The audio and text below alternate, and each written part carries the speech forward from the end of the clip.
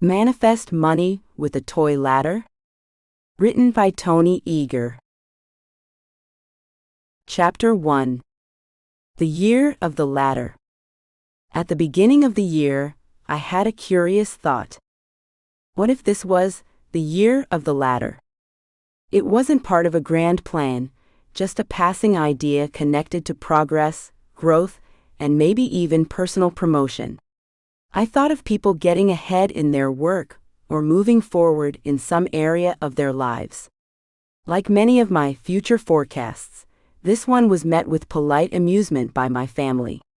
We didn't take it too seriously. Then came my friend's birthday. I placed a tiny toy ladder on her cake and wrote in her card, "May this be a year of promotion." She didn't laugh. Neither did I. The ladder came home with us and ended up sitting above our fruit bowl on the kitchen bench. We passed it every day, small, harmless, and oddly symbolic. A few weeks later, a friend stopped by and looked up at our dining room ceiling. He noticed an old water stain. I explained that I had placed buckets in the roof to catch the water, and although the roof still leaked, the buckets had done their job. This friend happened to be a tradesman. He returned the next week with a ladder and climbed up to seal the roof properly. While up there, he noticed our gutters were packed with years of leaves and dirt. So the following week he came back again, this time with a massive leaf blower, and cleared them out. After he left, I turned to my wife, Lorna, and said, "You know, no one has been on our roof for 7 years. That means no ladder has even touched our house in all that time. But in the past 2 weeks, a ladder has been used here twice. Do you think our toy ladder is manifesting?" Lorna didn't think there was any connection. That was February 2025. In March, a cyclone hit. Cyclone Alfred became the first tropical cyclone since 1974 to make landfall near Brisbane, Australia. As it approached southeast Queensland, it brought massive rainfall and widespread flooding. By March 12, over 34,000 insurance claims had been filed for water damage. Our home didn't escape untouched. Our garage ceiling collapsed. Fortunately, our insurance covered the repairs. It took a team of tradespeople 7 days to replace it. And during those 7 days, there were ladders everywhere. Electricians on ladders, repair workers on ladders, roof crews on ladders. We couldn't step outside without seeing one. After the chaos settled down, I looked at Lorna again. "Do you think our toy ladder is manifesting?" This time she paused. She started recalling the sudden appearances of ladders since the beginning of the year. Something strange was going on. What had started as a joke or symbolic gesture was beginning to feel real. That's when a new idea hit me. If a toy ladder could bring real ladders, what else could it bring? We took a $50 note and taped it to the top of the toy ladder. It was a bit of fun, but also something more. We had started to wonder, had we actually triggered something? Had we somehow opened the door to change? And if so, how? Here were some possibilities we considered. We were consciously thinking about the toy ladder, and our focus influenced what happened. We saw the ladder daily in the kitchen. What we continually looked at started to show up in our lives. We spoke about ladders often. Maybe our words played a role. It was all just an elaborate coincidence. Or some mix of all the above. The more we thought about it, the more we realized that intention, no matter how small, can ripple outward in unexpected ways. A toy ladder on a kitchen bench had somehow become a magnet for real-life events. Whether it was focus, energy, or curiosity that started it, we couldn't ignore the unfolding pattern. What began as a light-hearted moment had become a doorway into a bigger question. Can a symbol create real change? The ladder wasn't just decoration anymore. It had become part of a story that was still being written. Chapter 2. The Gold Medal Ladder. A few months after we taped a $50 note to our toy ladder, something curious happened, not to us this time, but to a friend of ours. She had heard us talk about our year of the ladder and thought it was amusing. But instead of laughing it off, she decided to join in with her own twist. She found a small toy ladder and placed it on her kitchen bench just like we had. Only instead of a $50 note, she glued a tiny gold medal to the top. When we asked her why, she said simply, "I want my kids to win." She had 3 children, 2 in soccer, 1 in gymnastics. All of them were passionate, but they'd never quite made it to the top. Her house was full of muddy cleats and missed opportunities. Plenty of participation ribbons, but no gold. But after the ladder went up, things started to shift. First, her youngest came home with the first-place medal from a regional gymnastic meet. She hadn't even qualified the year before. Then her middle child, who'd been benched more times than played, scored the winning goal in a championship game. Her eldest, invited to try out for a select team, out of the blue. None of it made sense. The kids were still training hard, still going to practices, but now something was different. As if momentum had tipped. As if the ladder wasn't just a toy anymore, but a symbol that something higher was within reach. She didn't change their training routine. She didn't hire a new coach. She didn't buy fancier gear. She just placed that tiny ladder with a gold medal on top where everyone in the house could see it every day. Now, could it have all been a coincidence? Sure. But she didn't think so. And honestly, neither did we.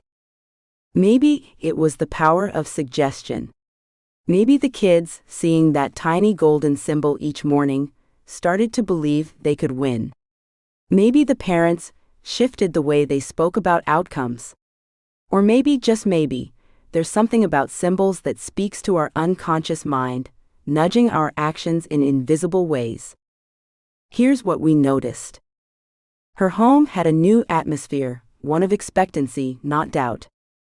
Her kids started showing up with more confidence, not just more skill. Her family talked about winning like it was normal, not a far-off dream. They had something to look at, something to focus on, something to believe in. It reminded me of something simple, but powerful. Sometimes we need to see what we want before we receive it. This wasn't about superstition. It was about symbolic intention. The ladder with the gold medal didn't perform miracles. But it gave shape to a desire, and that desire activated something. Focus, motivation, energy, direction. Maybe those things are more powerful than we think. What about you? What's the gold medal you're aiming for? Is it financial? Professional? Creative? Relational? Maybe it's time to build your own symbol. Something simple. Something visible. Something that says, "I'm climbing towards something that matters." The kids may have been the ones winning the medals. But the real victory started on the kitchen bench, with a toy ladder and a quiet decision to believe in something better. Chapter 3. The Power of a Focused Mindset. When I heard about our friend using the toy ladder, I decided to study some of the teachers of manifestation. Here's a story from one of their lectures. The Marshall family had run their local print shop for over 20 years. It wasn't flashy, but it was known and loved, a place where neighbors came to get wedding invitations, banners for school plays, and menus for new restaurants. It was steady, reliable, and then it was gone. A financial downturn hit their town harder than most.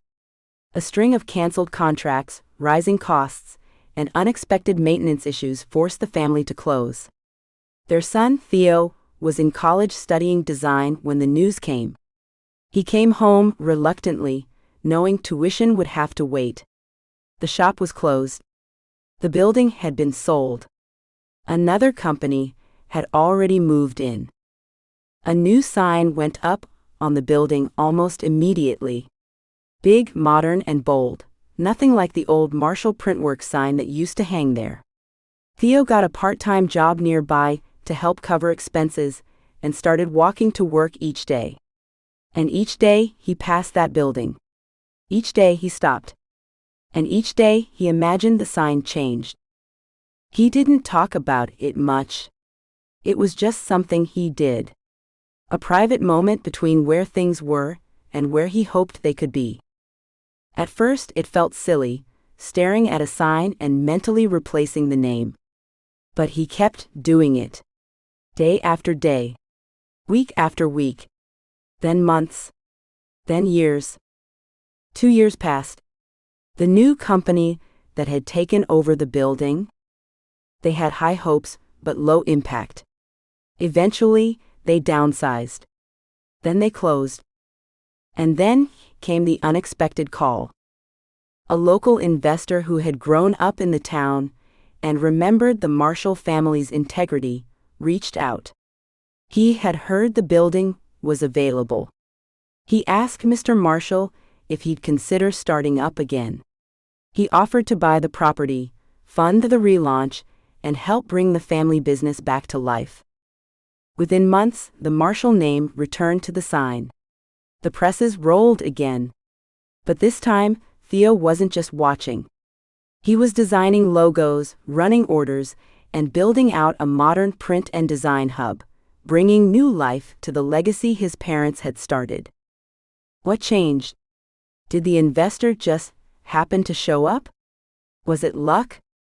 Was it timing? Maybe. But maybe not.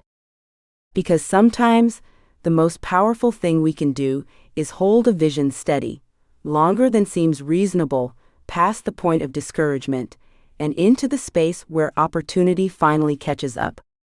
Here's what Theo never let go of. The image of the name on the sign.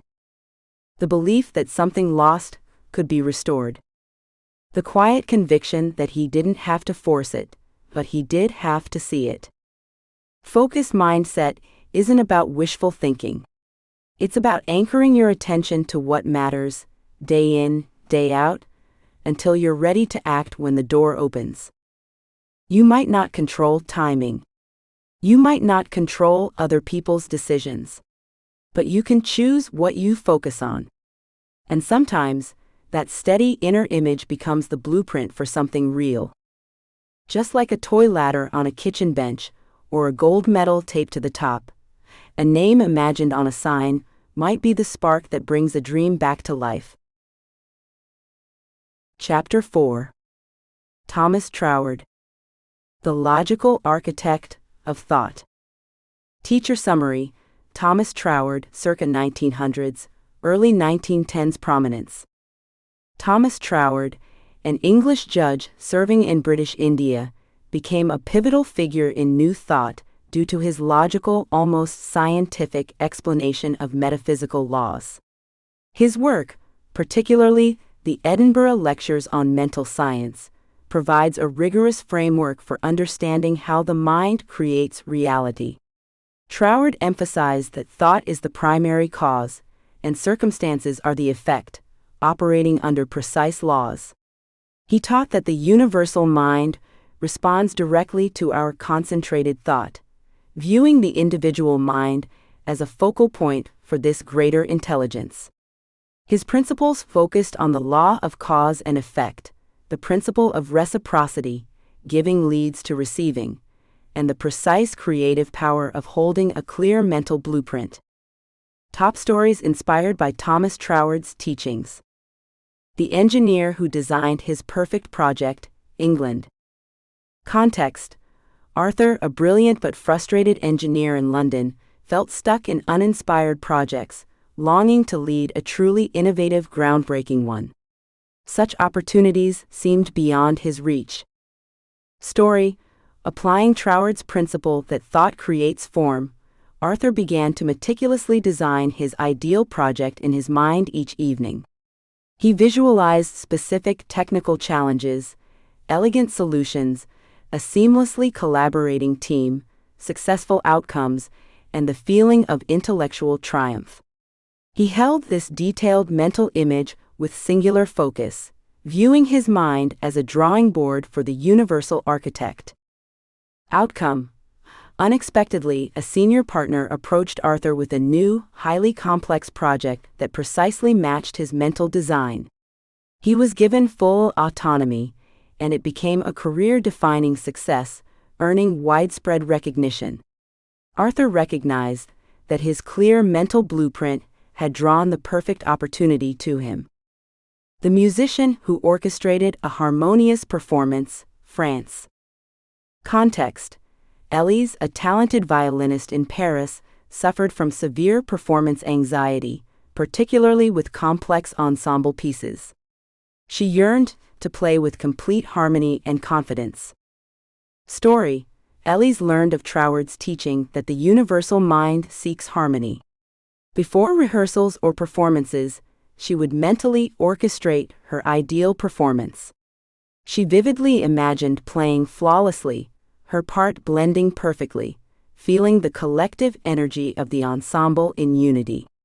She visualized her mind transmitting calm, coherent signals to the group, creating a harmonious and flowing experience. Outcome: her anxiety lessened and her playing became more fluid. Her ability to blend seamlessly with the ensemble improved dramatically, with fellow musicians noting the new ease and unity.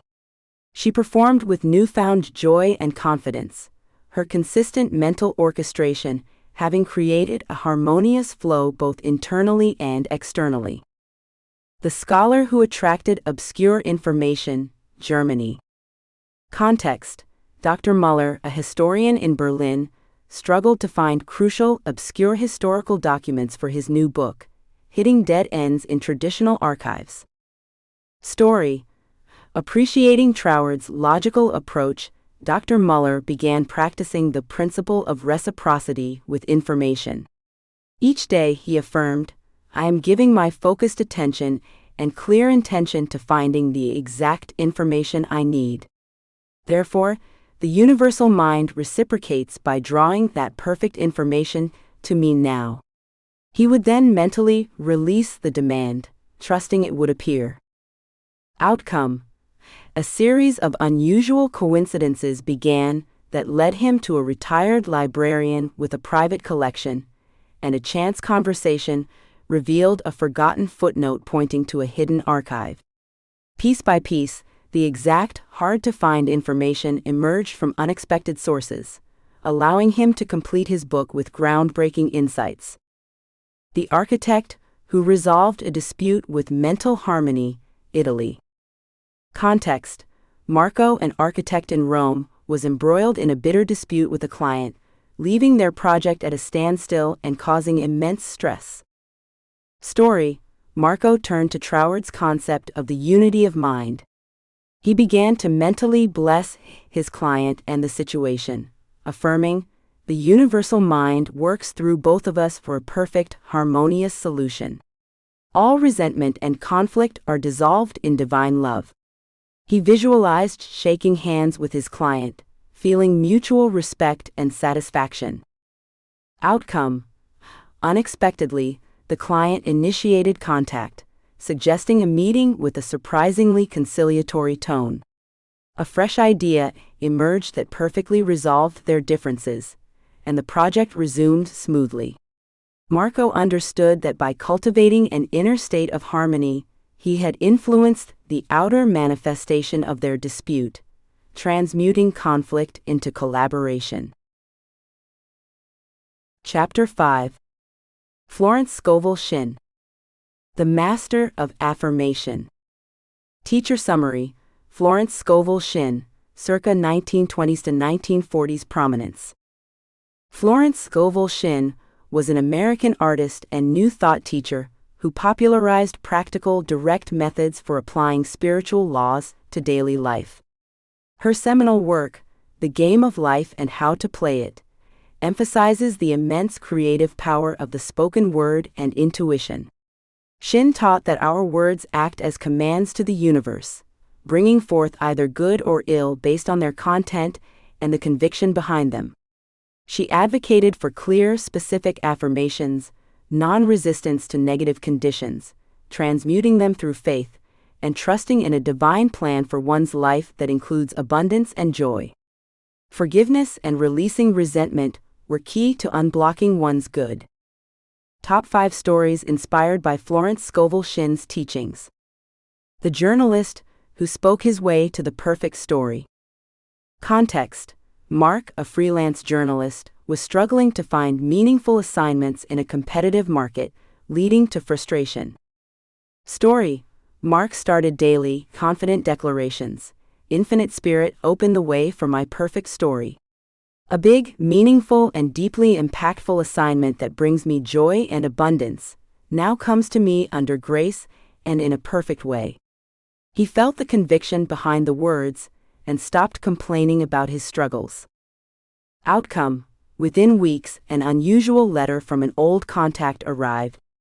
A major news organization was looking for a journalist to investigate a complex, impactful issue, precisely the kind of story Mark had verbally declared. It was prestigious and well-paid, bringing immense satisfaction. The woman who claimed her ideal home through intuitive action. Context: Alice lived in a tiny apartment, dreaming of a spacious home with a garden, but had no savings for a down payment. She felt an inexplicable hunch to look at properties far out of her price range. Story: Following Shin's emphasis on intuition, Alice attended open houses for dream homes. At one, she felt it was her home. That night she affirmed, "Infinite Spirit, this is my perfect home. I claim it now, for the divine plan for my life includes this home, and it comes to me under grace in a perfect way." She also started clearing clutter in her current apartment. Outcome: days later, a distant relative unexpectedly passed away, leaving Alice a small inheritance, precisely the amount needed for a down payment on a beautiful, modest home that appeared on the market the very next day, matching her visualized feeling even more closely. The shop owner who used non-resistance to overcome competition. Context: Elias, a small independent bookstore owner, was threatened by a large chain opening directly across the street, consuming him with fear and resentment. Story: Elias applied Shin's principle, "What you resist persists." He began blessing the chain store, affirming, "Bless this new store, bless its owners, bless its customers. My good is unique and belongs to me alone." He stopped talking about the competition and affirmed, "My supply is infinite. My store attracts its perfect customers." Outcome: as he released resistance, his focus shifted. He innovated, hosting community events and author readings, developing a unique atmosphere. His store not only survived but flourished, as customers seeking a personal experience chose his shop, demonstrating how releasing resistance can bring success. The individual who released resentment for financial breakthrough. Context: Helen struggled financially and held deep resentment towards a former business partner who had cheated her years ago. Story: Helen realized resentment blocked her financial flow. She began to consciously forgive her former partner, affirming, "I freely and fully forgive him. I release him to the divine law and release myself from this situation. My good now flows to me freely." She repeated this every time negative thoughts arose. Outcome: she felt a new lightness. Soon after, an old, forgotten investment yielded a significant return, and a new, lucrative consulting opportunity arose unexpectedly. By clearing the energetic block of resentment, she opened the channel for her financial breakthrough. The job seeker who affirmed, a divine outpouring of opportunity. Context: Thomas had been unemployed for a long time, and rejection letters had eroded his confidence, making him see limited options. Story: Thomas embraced Shin's law of supply and divine plan. He affirmed, "Infinite Spirit, there is a divine plan for my life, and it includes the perfect position for me now. All avenues are open, all channels are free, and divine ideas pour through me. I am a magnet for my perfect work and abundance." He focused on the inevitable outpouring of his good, rather than scarce ads. Outcome: within weeks, an old professor called about a new, highly specialized role at a research institution, not yet advertised, that perfectly matched Thomas's unique skills. He was offered the position, which felt like a calling, demonstrating how affirming the divine plan can draw forth unforeseen opportunities.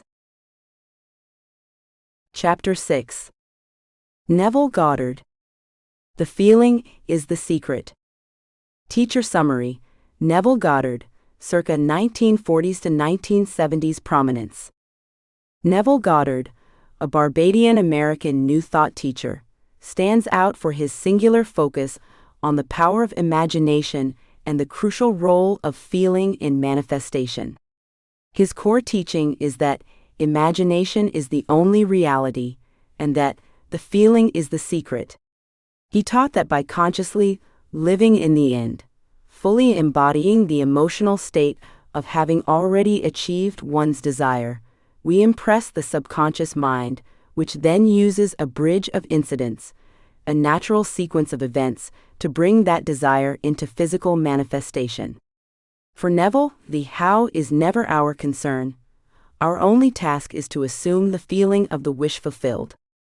Top 5 stories inspired by Neville Goddard's teachings.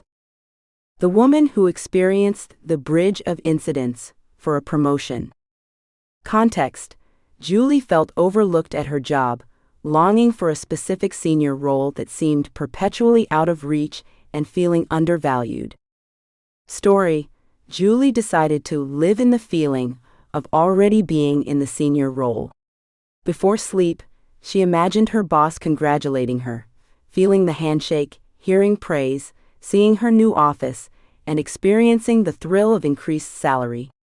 She focused solely on the feeling of the wish fulfilled, never questioning how.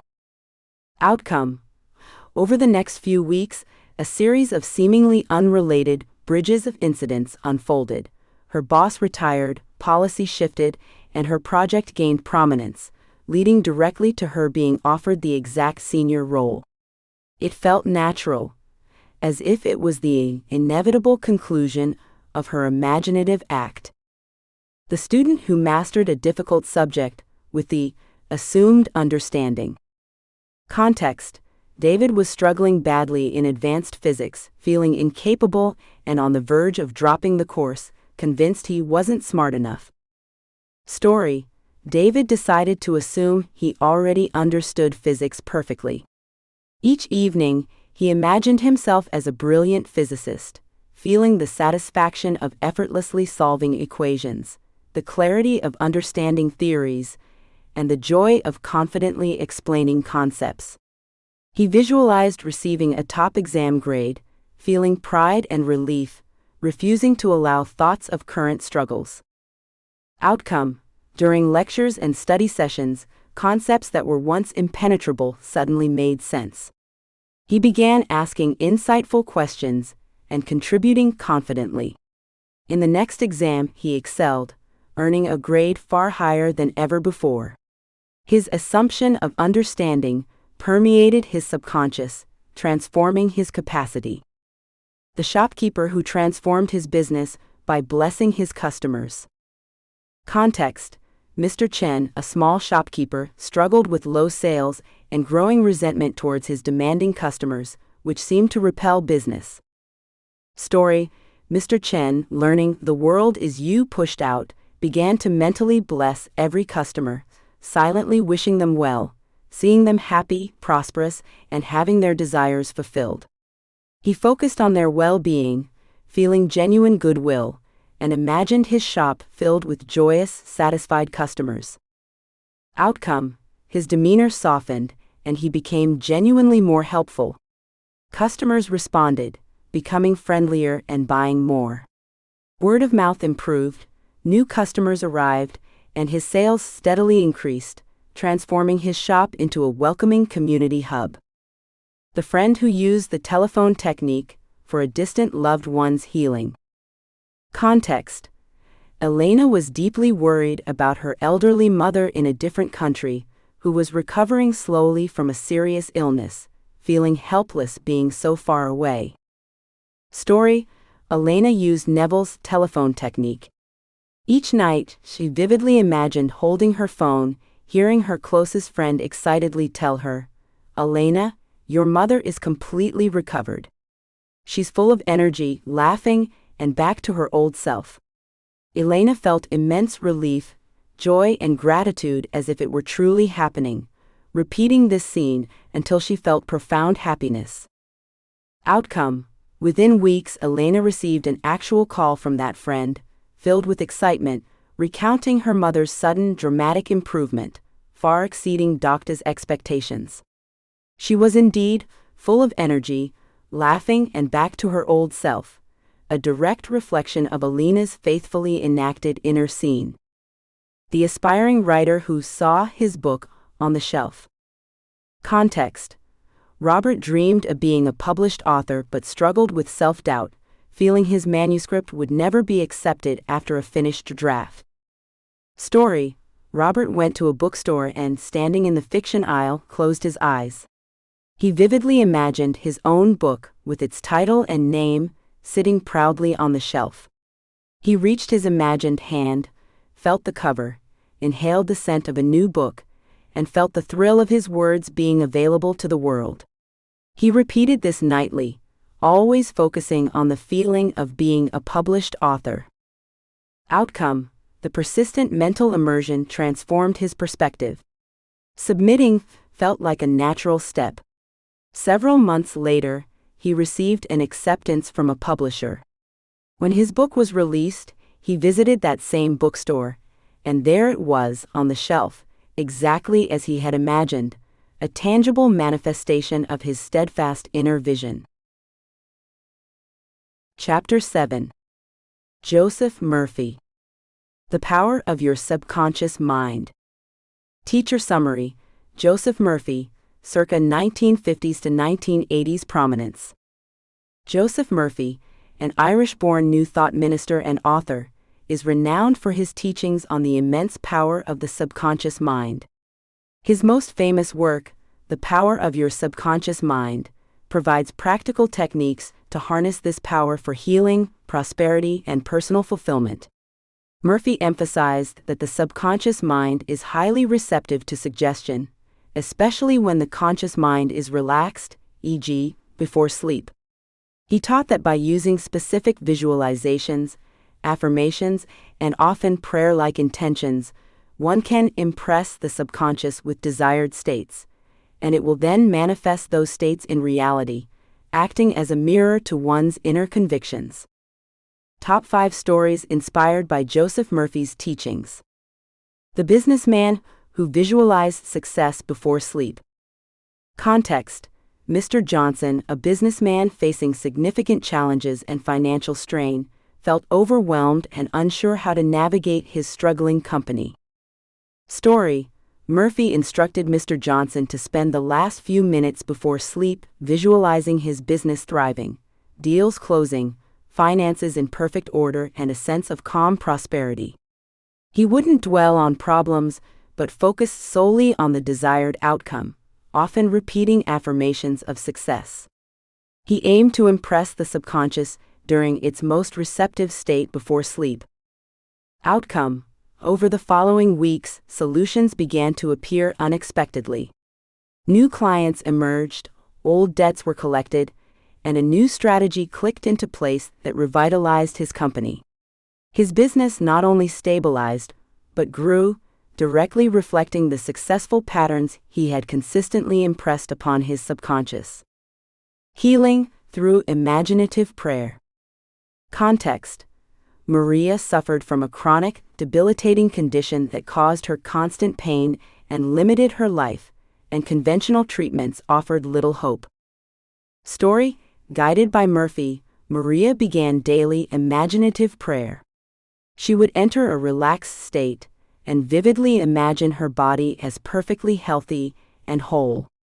She visualized her organs functioning flawlessly, saw herself engaging in activities she could not do before, like dancing or hiking, and felt the vibrant energy of perfect health coursing through her. She consistently held this mental image of wellness. Outcome: slowly, against all medical expectations, Maria's condition began to improve. Her pain lessened, her mobility increased, and her overall vitality returned. While it was a gradual process, her doctors were astonished by her remarkable recovery, which she attributed to her persistent mental and emotional creation of health within her subconscious mind. Finding the right partner through visualization. Context: James longed for a loving, supportive partner, but had a history of unsatisfying relationships, feeling disillusioned and unsure if he could ever attract a truly compatible match. Story: Murphy encouraged James to clearly visualize the qualities and characteristics he desired in a partner and relationship, rather than a specific person. He imagined deep companionship, mutual respect, shared interests, emotional intimacy, and the feeling of unconditional love. He would consistently hold this mental image and feeling, often repeating affirmations like, "I attract my perfect divine partner under grace." Outcome: within a few months, James met someone new through a casual social event. As their relationship developed, he was struck by how perfectly this person embodied the very qualities he had been visualizing. Their connection grew into a loving, harmonious partnership that truly matched the inner blueprint he had impressed upon his subconscious. Overcoming a habit through mental reprogramming. Context: Lisa struggled with a persistent negative habit that undermined her self-esteem and affected her daily life, despite numerous attempts to break free. Story: inspired by Murphy's teachings on subconscious programming, Lisa started a nightly ritual. Before sleep, she would go into a relaxed, meditative state. She then vividly imagined herself free from the habit, acting and feeling exactly as she would if it were completely gone. She would see herself making positive choices, feeling powerful, and enjoying the benefits of her freedom. She repeated affirmations like, "I am free, I am whole, I am in control," until she felt the emotion of liberation. Outcome: after consistent daily practice, Lisa noticed the urge for the old habit significantly diminish. The mental struggle ceased, and she found herself naturally making different choices without effort. The habit dissolved, as her subconscious had been reprogrammed with the new, desired pattern of behavior. Attracting the perfect home with detailed imaging. Context: the Miller family lived in a cramped rental and desperately wanted to buy their first home, but suitable properties seemed unaffordable or unavailable in their desired neighborhood. Story: the Millers collectively decided to apply Murphy's visualization techniques. Each evening, they would sit together and vividly imagine their perfect home: the number of rooms, the color of the walls, the size of the garden, the feeling of security and joy they would experience there. They even imagined their children playing in specific parts of the house and the view from their windows, immersing themselves in the sensory details. Outcome: within a few months, a house came on the market that had been overlooked by others. It perfectly matched almost every detail of their collective visualization, was in their desired neighborhood, and surprisingly, was within their newly acquired mortgage approval. The purchase went smoothly, and they moved into the home they had so specifically impressed upon their subconscious minds. Chapter 8. Eckhart Tolle. The Power of Now. Teacher Summary: Eckhart Tolle, circa 1990s, present prominence. Eckhart Tolle, a German-born spiritual teacher residing in Canada, is renowned for his revolutionary emphasis on presence and the power of the present moment. His bestsellers, The Power of Now and A New Earth, advocate for disidentifying from the incessant stream of thoughts and emotions, the egoic mind, and dwelling in the stillness of the now. While not a manifestation teacher in the conventional sense, Tolle's work is foundational because he teaches how to dissolve the inner resistance, fear, and negativity that often block the natural unfolding of good in one's life. By becoming present, one accesses a deeper state of consciousness where genuine peace, clarity, and inspired action emerge, allowing desires to manifest more effortlessly. His techniques are simple: observe thoughts, return to the breath, embrace acceptance, and feel the inner body. Top 5 stories inspired by Eckhart Tolle's teachings. The anxious professional who found calm in the present, United Kingdom. Context: Susan, a young professional in London, was constantly stressed by worries about deadlines, future plans, and past mistakes, leading to chronic anxiety. Story: Susan began to practice Tolle's core teaching. Whenever her mind raced, she would consciously step back and observe her thoughts without being swept away. She would gently bring her attention to her breath, or the sensations in her hands and feet, simply not engaging with the thoughts. Outcome: slowly she experienced growing gaps in her anxiety. She realized her suffering came from being trapped in thoughts. As she became more present, her anxiety dramatically reduced, replaced by a profound inner calm, leading to better focus at work, enjoyable relationships, and appreciation for simple moments. The patient who found peace amidst chronic illness, Germany. Context: Gregor, an elderly man in rural Germany, lived with a painful, degenerative illness, consumed by frustration and despair over his declining physical condition. Story: Gregor applied Tolle's teaching on radical acceptance. He realized his suffering was from resistance to the pain. When pain flared, he acknowledged it, breathed into it, and allowed himself to feel it without judgment. He brought awareness to the stillness behind the sensations. Outcome: while his physical condition remained, his experience of it transformed. The mental anguish dissolved, and he found pockets of peace even amidst discomfort. He appreciated small joys, moments he previously missed while lost in resistance. He lived his remaining years with profound inner peace, free from psychological suffering. The artist who unleashed creativity through stillness, France. Context: Cécile, a painter in Paris, suffered from a severe creative block, feeling pressured and filled with self-doubt, preventing inspiration. Story: Cécile incorporated Tolle's inner body awareness meditation. Before painting, she'd sit quietly, close her eyes, and bring attention to the sensations within her body, not thinking about art, but simply feeling the life within. She understood creativity arose from a deeper, still dimension of consciousness. Outcome: the mental noise and pressure subsided, and ideas began to flow effortlessly, guiding her hand. Her art became more intuitive, vibrant, and alive, reflecting the stillness from which it originated.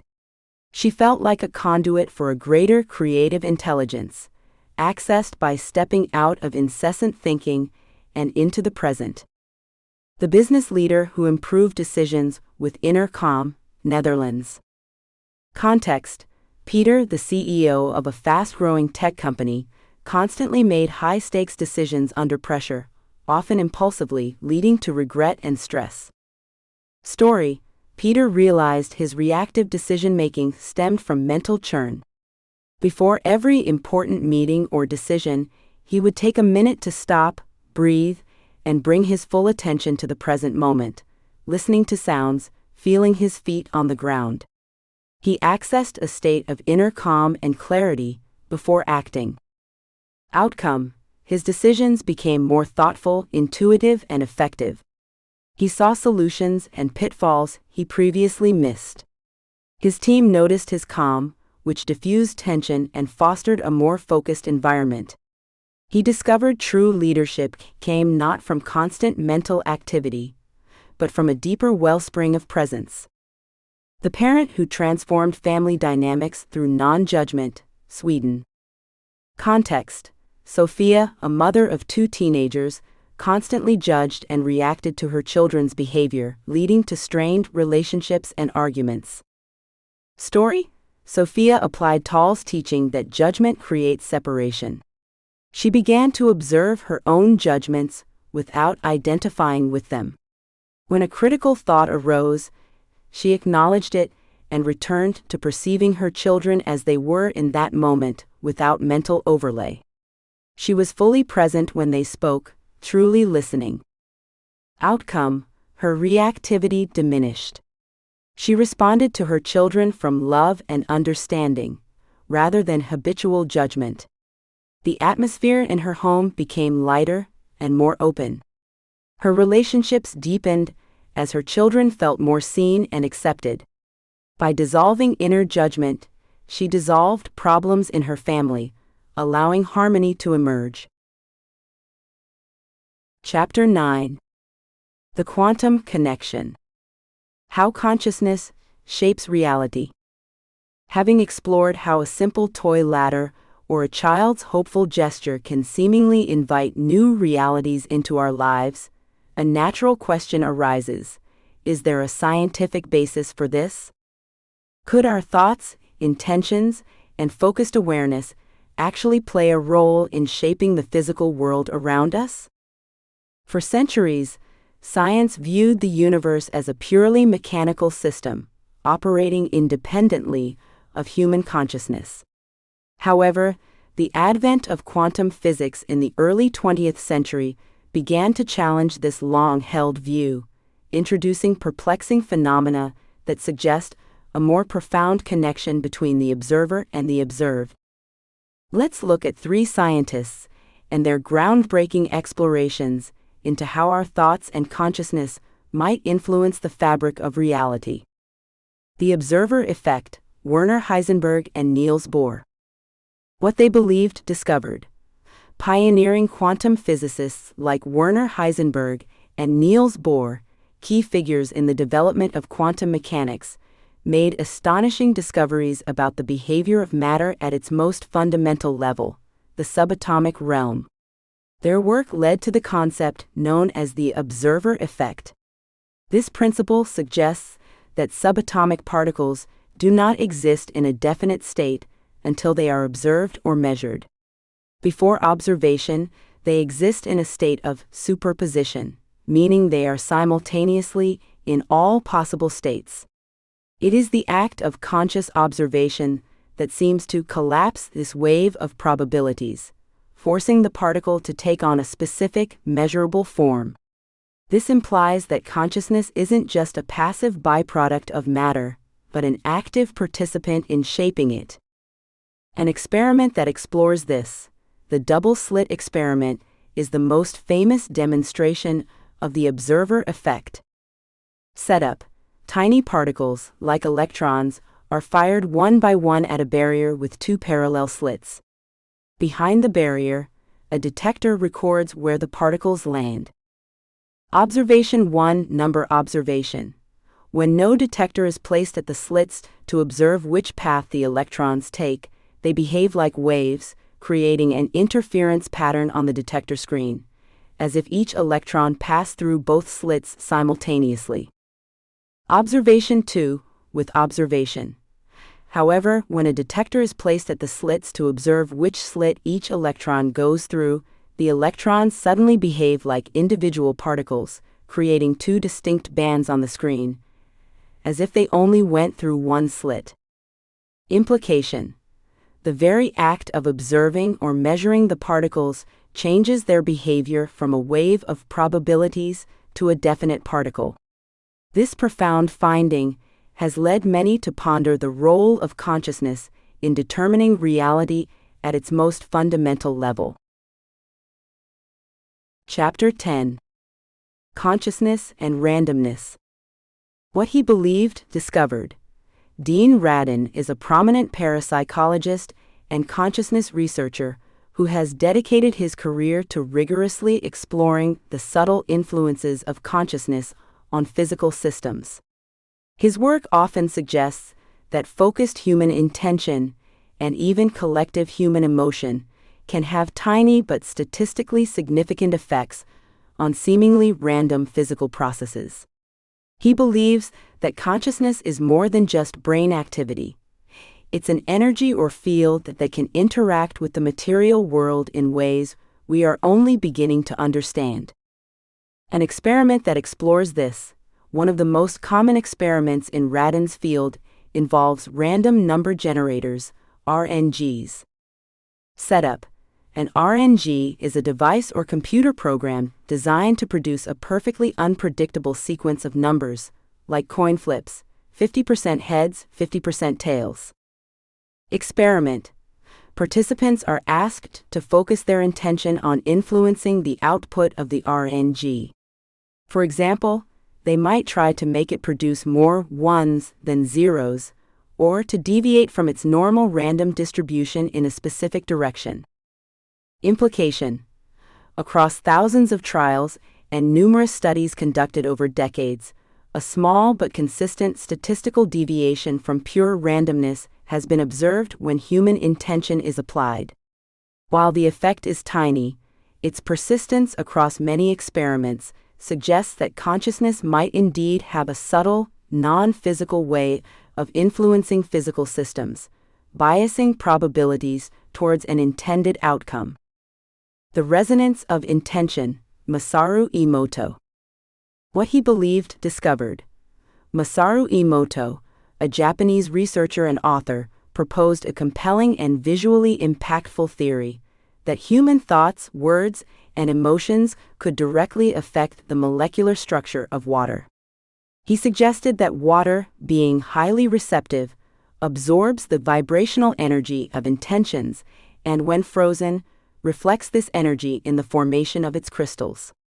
Positive intentions, like love or gratitude, would supposedly create beautiful symmetrical crystals, while negative intentions, like hate or anger, would produce distorted or incomplete ones. While Emoto's work is widely considered pseudoscientific by the mainstream scientific community, it has deeply resonated with many in the personal development and manifestation fields for its intuitive message about the power of thought. An experiment that explores this. Emoto's most famous experiments involved water crystal photography. Setup. Water samples, often distilled water, were placed in separate vials. Experiment. Each vial was then exposed to a specific word written on the vial, a spoken intention, music, or even thoughts directed at it. For example, one vial might have love and gratitude written on it, another hate, or one might be exposed to classical music and another to heavy metal. After exposure, the water samples were frozen, and the resulting ice crystals were photographed under a microscope. Implication. Emoto presented photographs purportedly showing that water exposed to positive intentions formed aesthetically pleasing, hexagonal crystals, while water exposed to negative intentions formed disorganized or ugly patterns. Though scientifically debated, these images became powerful symbols for many, illustrating the potential idea that our thoughts, emotions, and words carry a vibrational frequency that can directly influence the structure of matter. These explorations, from the foundational principles of quantum mechanics to more controversial yet compelling studies, invite us to consider a universe that is far more interconnected and responsive than traditional materialism suggests. They hint at a reality where our inner world of thoughts may not just be confined to our minds, but actively shapes our external experience. Chapter 11. Dr. Tara Swart, as a neuroscientist, does not typically conduct experiments in the traditional way. Instead, Her focus is on applying neuroscience principles to real-world behavioral changes and mindset shifts, often drawing on existing scientific literature and her experience coaching high-performing individuals. Here's how she explains and incorporates experiments in her work, particularly in The Source. Self-experimentation and observation. A core aspect of her approach is encouraging individuals to become scientists of their own lives. This involves increased awareness, paying close attention to your thoughts, emotions, and reactions, especially those that might be limiting beliefs or automatic autopilot responses. This is a form of self-observation. Deliberate practice, consciously choosing to engage in new behaviors, thought patterns, or visualization techniques. This is where the experiment comes in. You're testing whether these new practices lead to desired outcomes. Tracking and reflection. Observing the results of your deliberate practice and reflecting on how your mindset shifts are impacting your reality. Journaling is a key tool she recommends for this. Drawing on existing neuroscience research. She frequently explains established neuroscience concepts to validate the effectiveness of manifestation techniques. These aren't her own original experiments, but rather scientific findings that support her theories. Key concepts she explains include neuroplasticity, the brain's ability to change and adapt throughout life. She emphasizes that you're not stuck with old patterns. You can literally rewire your brain through focused attention and repetition. This is the scientific backbone of why manifestation can work. Selective filtering, selective attention, and value tagging. Our brains are constantly bombarded with information. She explains how our brains filter out what's deemed irrelevant, selective filtering, focus on what's important, selective attention, and assign importance to information, value tagging. By consciously directing your attention and valuing your desires, you train your brain to notice opportunities and resources related to your goals that you might otherwise miss. Visualization and the brain. She highlights research showing that the brain has difficulty differentiating between a vividly imagined event and a real one. She often references studies, like the weightlifter experiment mentioned in some summaries, where visualizing an action can lead to physiological changes, demonstrating the brain's power in priming itself for desired outcomes. It's important to note that while the weightlifter study is often cited, the exact percentages and conditions can vary in retellings, but the core principle of mental practice impacting physical outcomes is recognized in sports psychology and neuroscience. Mind-body connection. She emphasizes the link between emotional and physical states, including how chronic stress can impact brain function and even physical health, e.g., belly fat. Her recommendations for hydration, nutrition, and mindfulness are rooted in their impact on brain health, which in turn supports manifestation. Dr. Swartz' experiments are less about conducting new scientific trials and more about empowering individuals to apply proven neuroscience principles to their personal growth and manifestation journey. She provides the scientific rationale for why these practices work and encourages readers to experiment with them in their own lives to observe tangible results. Chapter 12. Dr. Tara Swartz's work, particularly in The Source, includes personal anecdotes and examples from her coaching practice to illustrate her concepts. She emphasizes that these are real-world applications of neuroscience principles. Here are some examples of stories and illustrative scenarios from her work. Her own transformation. Dr. Swart often shares her personal journey from being a traditional medical doctor and psychiatrist to becoming a neuroscientist and executive coach focused on manifestation. She describes a period in her life where she experienced significant personal challenges, including the end of her marriage and a major career change. It was during this time that she revisited concepts of positive thinking and visualization, which she had previously dismissed as woo-woo. She found herself drawn to books like The Master Key System and began creating action boards, her term for vision boards, emphasizing the need for action. She describes how this process helped her harness the power of her brain to navigate these difficulties and build a new, successful career. She specifically mentions a year where she used an image of a beautiful, glossy horse kicking up some water to represent her business becoming strong, stable, and disrupting conventional thinking, which coincided with her transition from freelance work to setting up a limited company. The unfurling exercise, the three-part questioning. She describes an exercise where you ask yourself a question about a desire, e.g., why do I want this car, or do I really want this car, 3 times, focusing on different parts of your body. Head, logic, answer logically. Heart, emotion. Take 5 deep breaths, place hands on heart and answer emotionally. Belly, intuition. Take 5 more deep breaths, place hands on belly and answer intuitively. She explains that if the answers from your head, heart, and gut are aligned, it indicates a magnetic desire that is truly authentic and will pull you through challenges.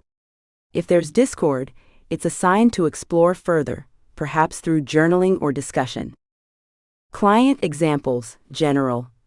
Dr. Swart frequently refers to her experience coaching highly successful people and how her methods have helped them achieve their goals. She states that the experiences of her friends, family, patients, and coaching clients all fed into her ideas and again demonstrated the power of visualization. These examples are used to show how individuals have applied principles like overcoming limiting beliefs, how people have identified and reprogrammed negative thought patterns about money, success, or relationships. Spotting opportunities, how training the brain through visualization and focused attention helps individuals notice opportunities they would have otherwise overlooked. Taking inspired action, the importance of combining mindset work with concrete steps towards goals. Chapter 13. Roxy is a friend of Dr. Tara Swart. Roxy Nafouzi's book, Manifest: 7 Steps to Living Your Best Life, has become a modern phenomenon in the manifestation world, particularly for its accessible and actionable approach. It's designed to be a practical guide, breaking down manifestation into clear, manageable steps rather than presenting it as a purely mystical concept. What her book is about. Manifest is essentially a self-help guide that aims to empower readers to create the life they desire by understanding and applying the principles of manifestation. Roxy shares her own journey and struggles, making the content relatable, and then provides a structured framework to help others achieve their goals.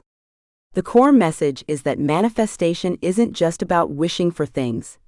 It's about combining clear intention with consistent action, self-belief, and a positive mindset. She emphasizes that everyone has the power to manifest, and her steps are designed to unlock that potential. How her 7 steps for manifesting work. Roxy Nafouzi's 7 steps are designed to be a continuous cycle, guiding you through the process of clarifying your desires, aligning your energy, and taking action. Here's how each step works. Be clear in your vision. How it works. This foundational step is about defining precisely what you want to manifest. It's not enough to say, I want more money.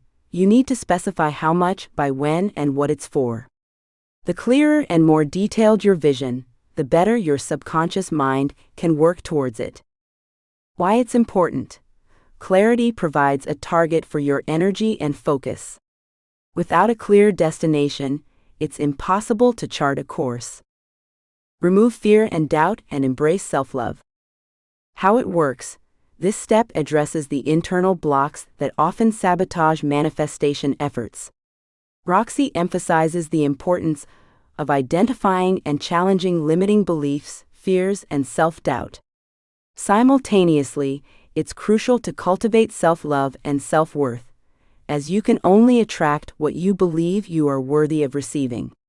This involves inner work, affirmations, and self-compassion. Why it's important. Fear, doubt, and a lack of self-love create energetic resistance, pushing away what you desire. By removing these blocks, you align your internal state with your external desires. Align your behavior. How it works. This is the inspired action step. It's about taking tangible, practical steps that align with your desired outcome. This isn't about forced effort, but rather actions that feel right and bring you closer to your goal. It could be anything from updating your resume if you're manifesting a new job, to researching courses if you're manifesting a new skill. Why it's important. The universe responds to action. While mindset is crucial, it's the combination of thought and action that creates results. This step bridges the gap between your inner world and outer reality. Overcome tests from the universe. How it works. Roxy explains that as you start manifesting, you might encounter tests, challenges, setbacks, or old patterns resurfacing. These are opportunities to demonstrate your commitment and reinforce your new beliefs. It's about staying resilient, trusting the process, and not reverting to old, fear-based behaviors when things get tough. Why it's important. These tests strengthen your resolve and confirm your readiness for what you're manifesting. Passing them reinforces new neural pathways and deepens your belief. Embrace gratitude without expectation. How it works. This step involves practicing gratitude not just for what you have, but also for what is coming. It's about feeling the emotions of having your desire now, even before it physically appears. Crucially, it's about being grateful without attaching to the outcome or feeling desperate for it to arrive. Why it's important. Gratitude raises your vibration and signals to the universe that you are in a state of abundance and receptivity. It shifts your focus from lack to appreciation. Turn envy into inspiration. How it works. Instead of letting envy fester when you see others achieving what you desire, Roxy encourages you to use it as a source of inspiration. If someone else has manifested something you want, it's proof that it's possible for you too. This involves shifting your perspective from comparison to learning and motivation. Why it's important. Envy is a low vibrational emotion that creates resistance. By transforming it into inspiration, you align yourself with the possibility and abundance that others are demonstrating. Trust in the universe. How it works.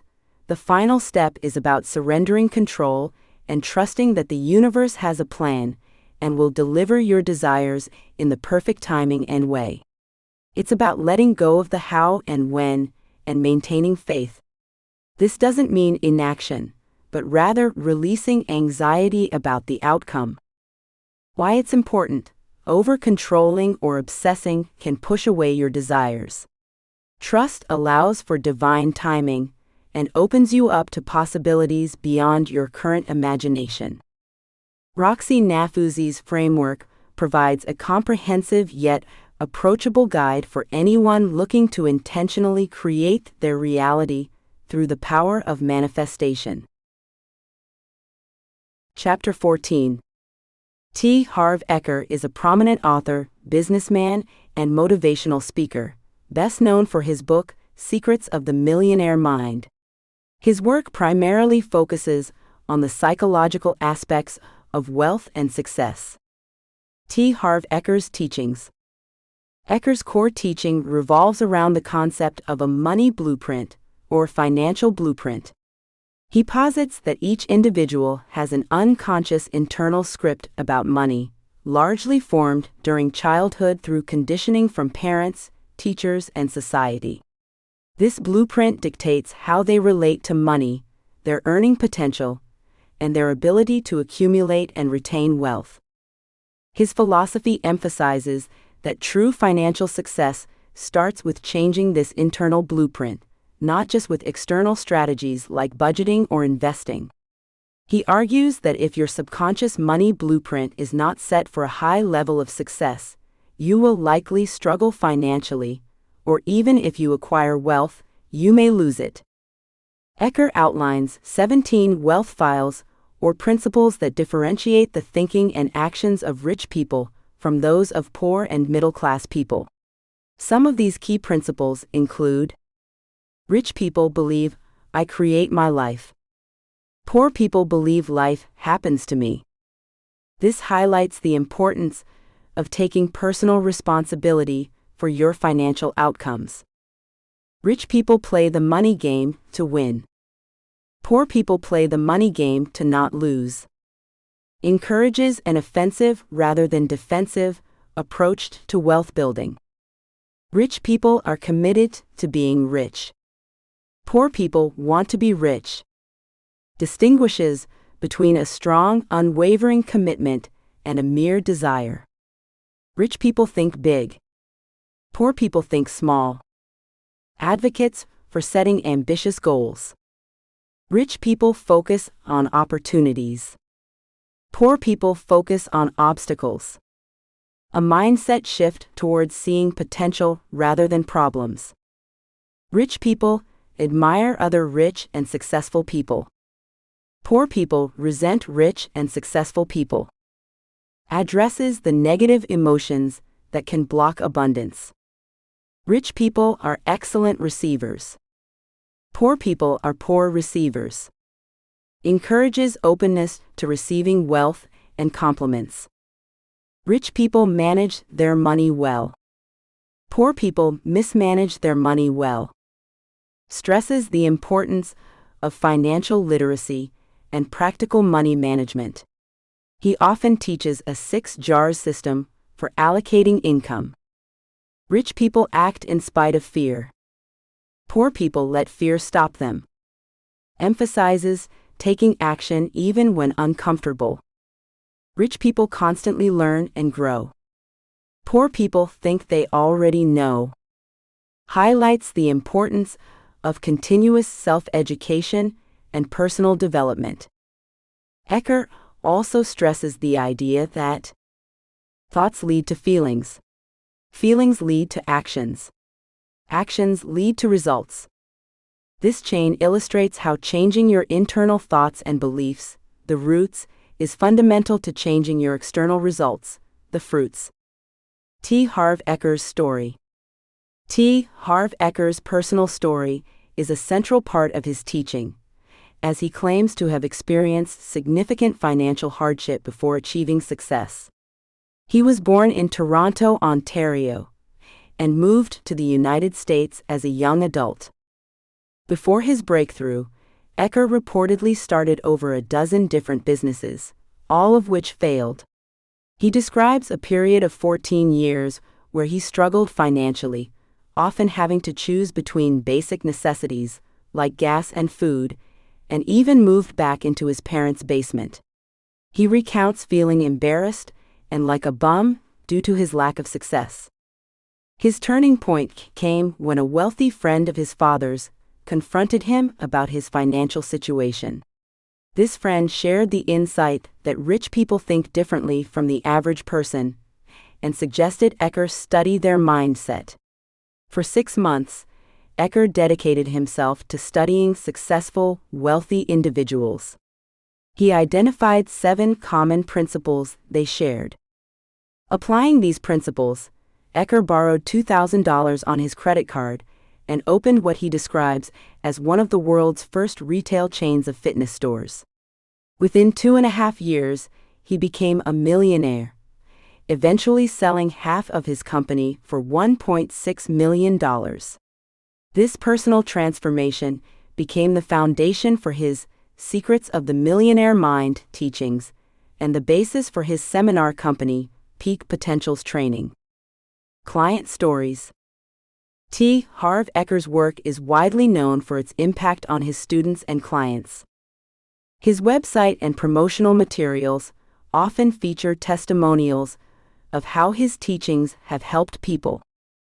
These client stories typically highlight mindset transformation. Individuals who initially struggled with negative beliefs about money or themselves, and, through Eker's principles, shifted to a more abundant and empowered mindset. Financial breakthroughs. People who, after attending his seminars or reading his book, experienced significant improvements in their financial situation, such as increased income, debt reduction, or successful investments. Relationship improvements. Testimonials sometimes touch on how understanding money blueprints also improved relationships, particularly where financial disagreements were a source of conflict. Increased clarity and action. Clients often report gaining clarity on their financial goals and feeling motivated to take consistent action, which they attribute to Eker's methods. For example, a common theme in testimonials is someone stating, "I was struggling for years, but after applying Harv's principles, my income doubled," or "I finally understood why I kept self-sabotaging my finances." These narratives serve to demonstrate the real-world effectiveness of his money blueprint philosophy. Chapter 15. Chapters 1 to 7 Summary. Chapter 1. The Year of the Ladder. The journey begins with a whimsical idea. What if this year was the year of the ladder? A toy ladder placed on a friend's birthday cake turns into a symbolic object in the author's home. Over time, the ladder seems to manifest real events: tradesmen fixing a roof, ladders appearing everywhere after a storm, and eventually, a $50 note is taped to the top of the toy as an experiment in symbolic intention. The chapter explores how focused attention, visual reminders, and spoken words may influence reality, prompting the deeper question: can a symbol create real change? Chapter 2. The Gold Medal Ladder. A friend joins in the experiment, placing a toy ladder with a gold medal on her kitchen bench for her children, symbolizing success. Soon after, her kids start winning in sports unexpectedly. The household atmosphere shifts from doubt to expectancy. The story suggests that symbols, when paired with desire and belief, can become powerful catalysts for change, especially when they are visible and emotionally charged. It's not superstition, it's focused symbolic intention. Chapter 3. The Power of a Focused Mindset. This chapter illustrates how maintaining a persistent mental vision can shape outcomes. A young man named Theo imagines his family's old print shop restored, despite its closure and sale. After 2 years of daily visualization, events align to reopen the business, proving that focus and inner conviction can magnetize opportunity. The key lesson: the external world can begin to shift when we hold a vision steady, even when logic says otherwise. Chapter 4. Thomas Troward, the Logical Architect of Thought. Troward's teachings ground the previous stories in metaphysical law. Thought is cause, experience is effect. By consistently visualizing a clear mental blueprint, individuals align with the universal mind. Troward emphasizes design, mental clarity, and cooperation with unseen laws of cause and effect. Chapter 5. Florence Scovel Shinn, the Master of Affirmation. Florence Scovel Shinn's emphasis is on the spoken word and faith in divine order. Her teachings show how clear, confident affirmations, spoken with conviction, can open doors. Real-life examples include journalists attracting ideal assignments, women claiming dream homes through intuition, and business owners overcoming competition through forgiveness and blessing. Shinn reveals how changing one's language and releasing resistance can unlock supply, guidance, and grace. Chapter 6. Neville Goddard, The Feeling is the Secret. Neville Goddard's work centers on imagination and emotional embodiment. Reality, he argues, is molded not by effort, but by assuming the feeling of the wish fulfilled. Stories in this chapter include promotions, academic breakthroughs, healed relationships, and creative success, all sparked by inner scenes lived out with emotional intensity. Feeling, not effort, impresses the subconscious and initiates a bridge of incidents that naturally brings the imagined outcome to life. Chapter 7, Joseph Murphy, The Power of Your Subconscious Mind. Joseph Murphy expands the toolkit by teaching how to program the subconscious, especially before sleep. The subconscious mind, once impressed with vivid images and affirmations, mirrors those beliefs in external form. Through visualization, prayer, and repetition, people in this chapter attract business breakthroughs, physical healing, ideal partners, personal freedom, and dream homes. The subconscious responds to faith, clarity, and sustained suggestion. Unifying thread. Across all 7 chapters, a consistent theme emerges. The inner world creates the outer world. Whether through symbols, visualization, affirmations, imagination, or subconscious reprogramming, intention becomes tangible. The book moves from a playful experiment with a toy ladder to a serious exploration of how thought, belief, and feeling shape experience, showing readers how to consciously engage with unseen forces to manifest meaningful change. Chapter 16. Casting the Net of Your Imagination. The idea that our thoughts can shape reality isn't new.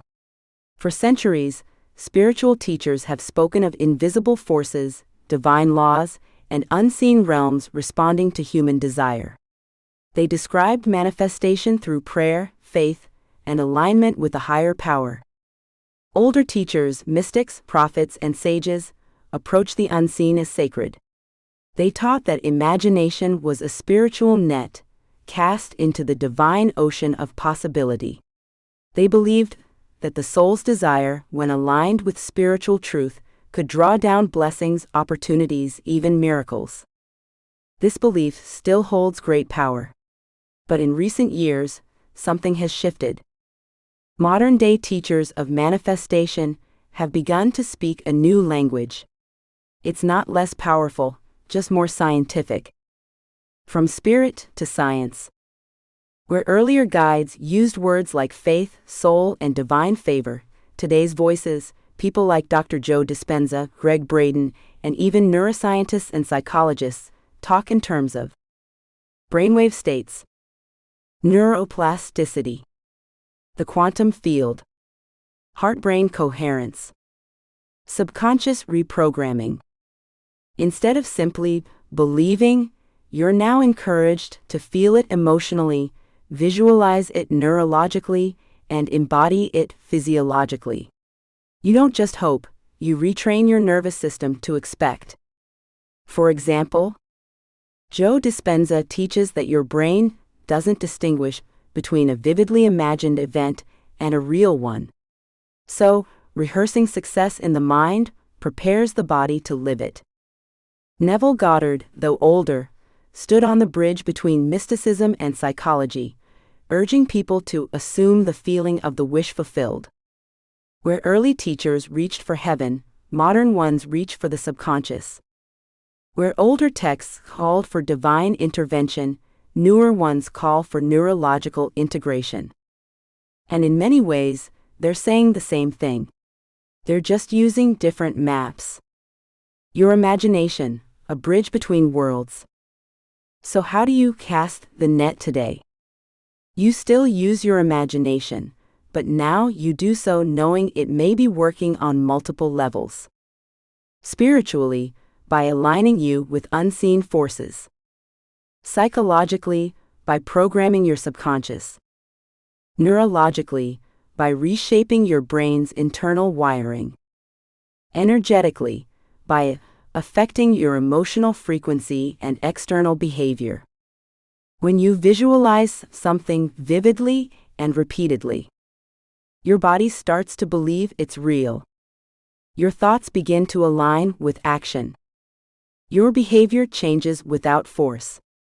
Your emotions send a new signal to the environment around you. Is this magic or physics? Maybe it's both. Maybe what mystics called faith is what science now calls neuropriming. Maybe what ancient teachers described as spiritual is what we now understand as coherence between belief, biology, and action. You don't need to choose between the two. You can be reverent and practical, spiritual and scientific, mystical and measurable. Casting your net today. You don't need to be a guru or a neuroscientist. You just need to be willing to imagine something better and return to that image often enough that it begins to shift your internal landscape. Let your imagination be your net. Let your emotion be the rope that pulls it in. Let repetition be your strength. And let the results surprise you. Reflective prompts. Do you relate more to the spiritual or scientific side of manifestation, or both? Have you been waiting for divine permission, or are you ready to rewire your inner response? What would you visualize today if you believed your brain and body were already listening? The future belongs to those who can see it before it arrives. Not just with faith, but with focus, frequency, and feeling. Cast the net. Again. And again. This time with science on your side. Chapter 17. A simple story about a cat. These teachings bring to mind something that happened in our own family, not profound, not dramatic, but oddly insightful. When our daughter was very young, maybe 5 or 6, she decided she wanted a cat. We, her parents, did not want a cat. But she didn't argue. She didn't plead. She didn't debate. Instead, she made a cat house.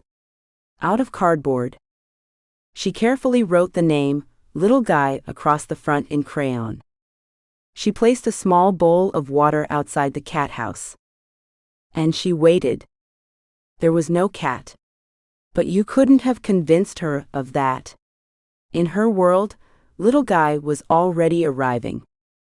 We were so moved, so completely softened by her quiet certainty, that we did what we said we wouldn't. We got her a real cat. Now here's where the story takes a turn. A few years later, Little Guy went missing. By then our daughter was older, maybe 13.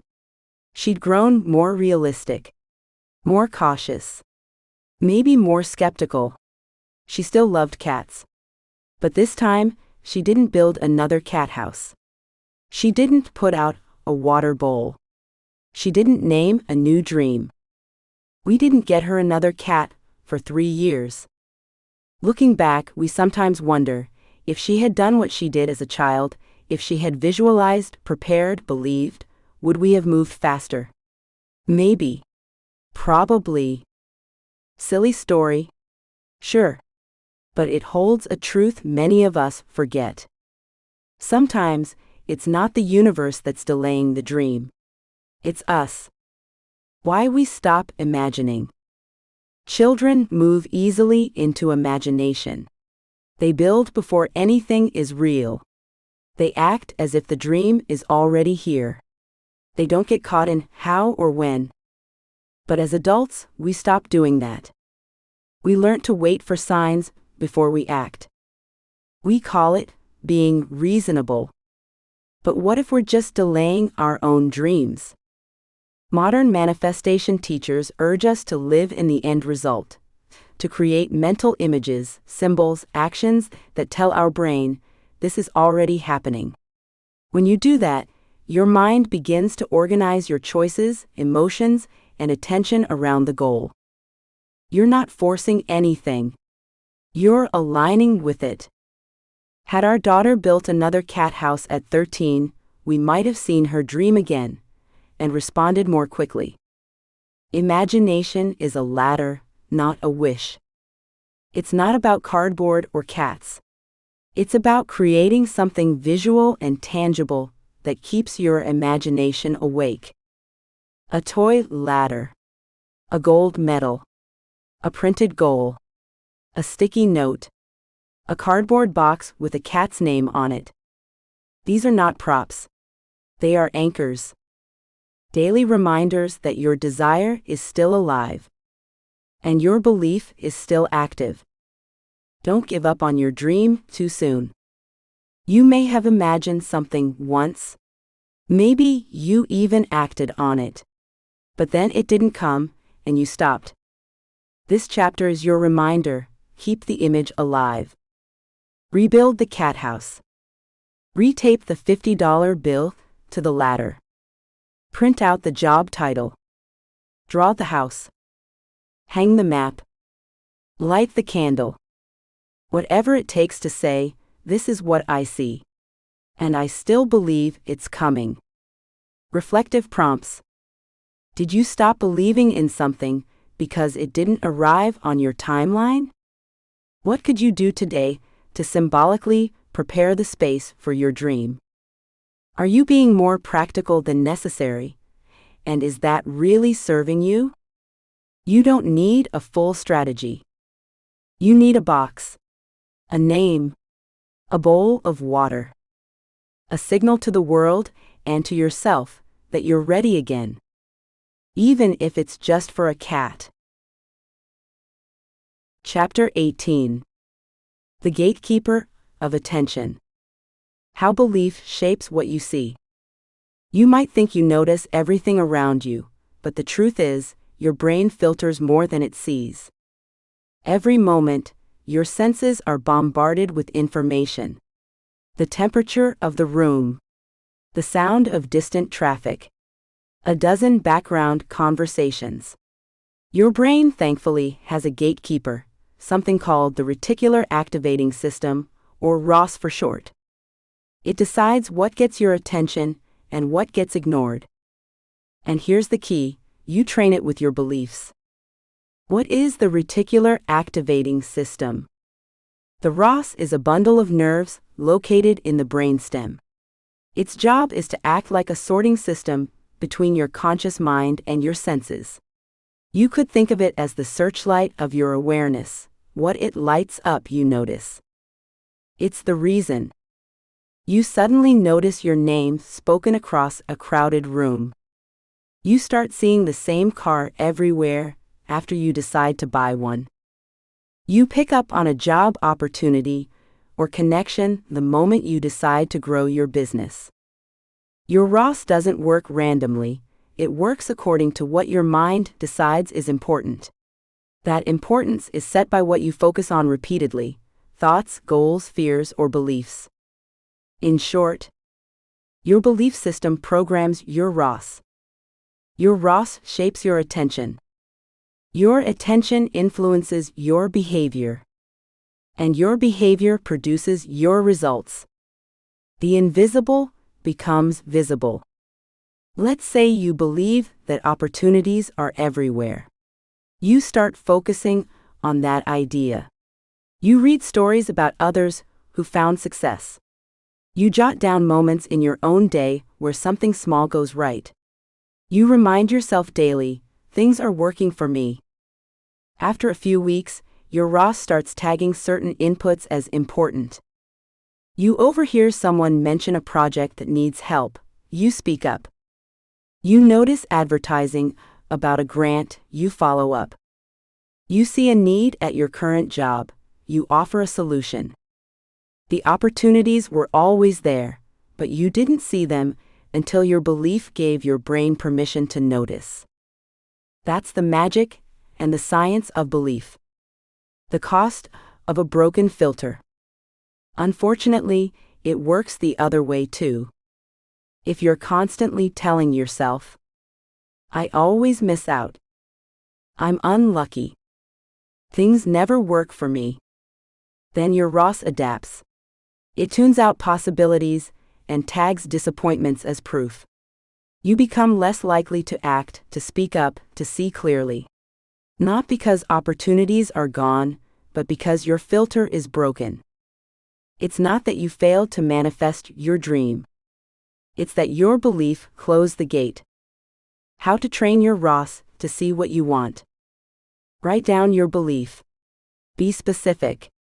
Instead of, I want to be successful, say, I'm building a business that attracts creative, generous clients. Visualize what it looks like. Your brain responds best to vivid, specific imagery. Think of your ROS like a GPS. It needs coordinates, not vague wishes. Repeat it aloud. Spoken words are more likely to activate both cognitive and emotional centers. Declare your belief daily. Notice evidence.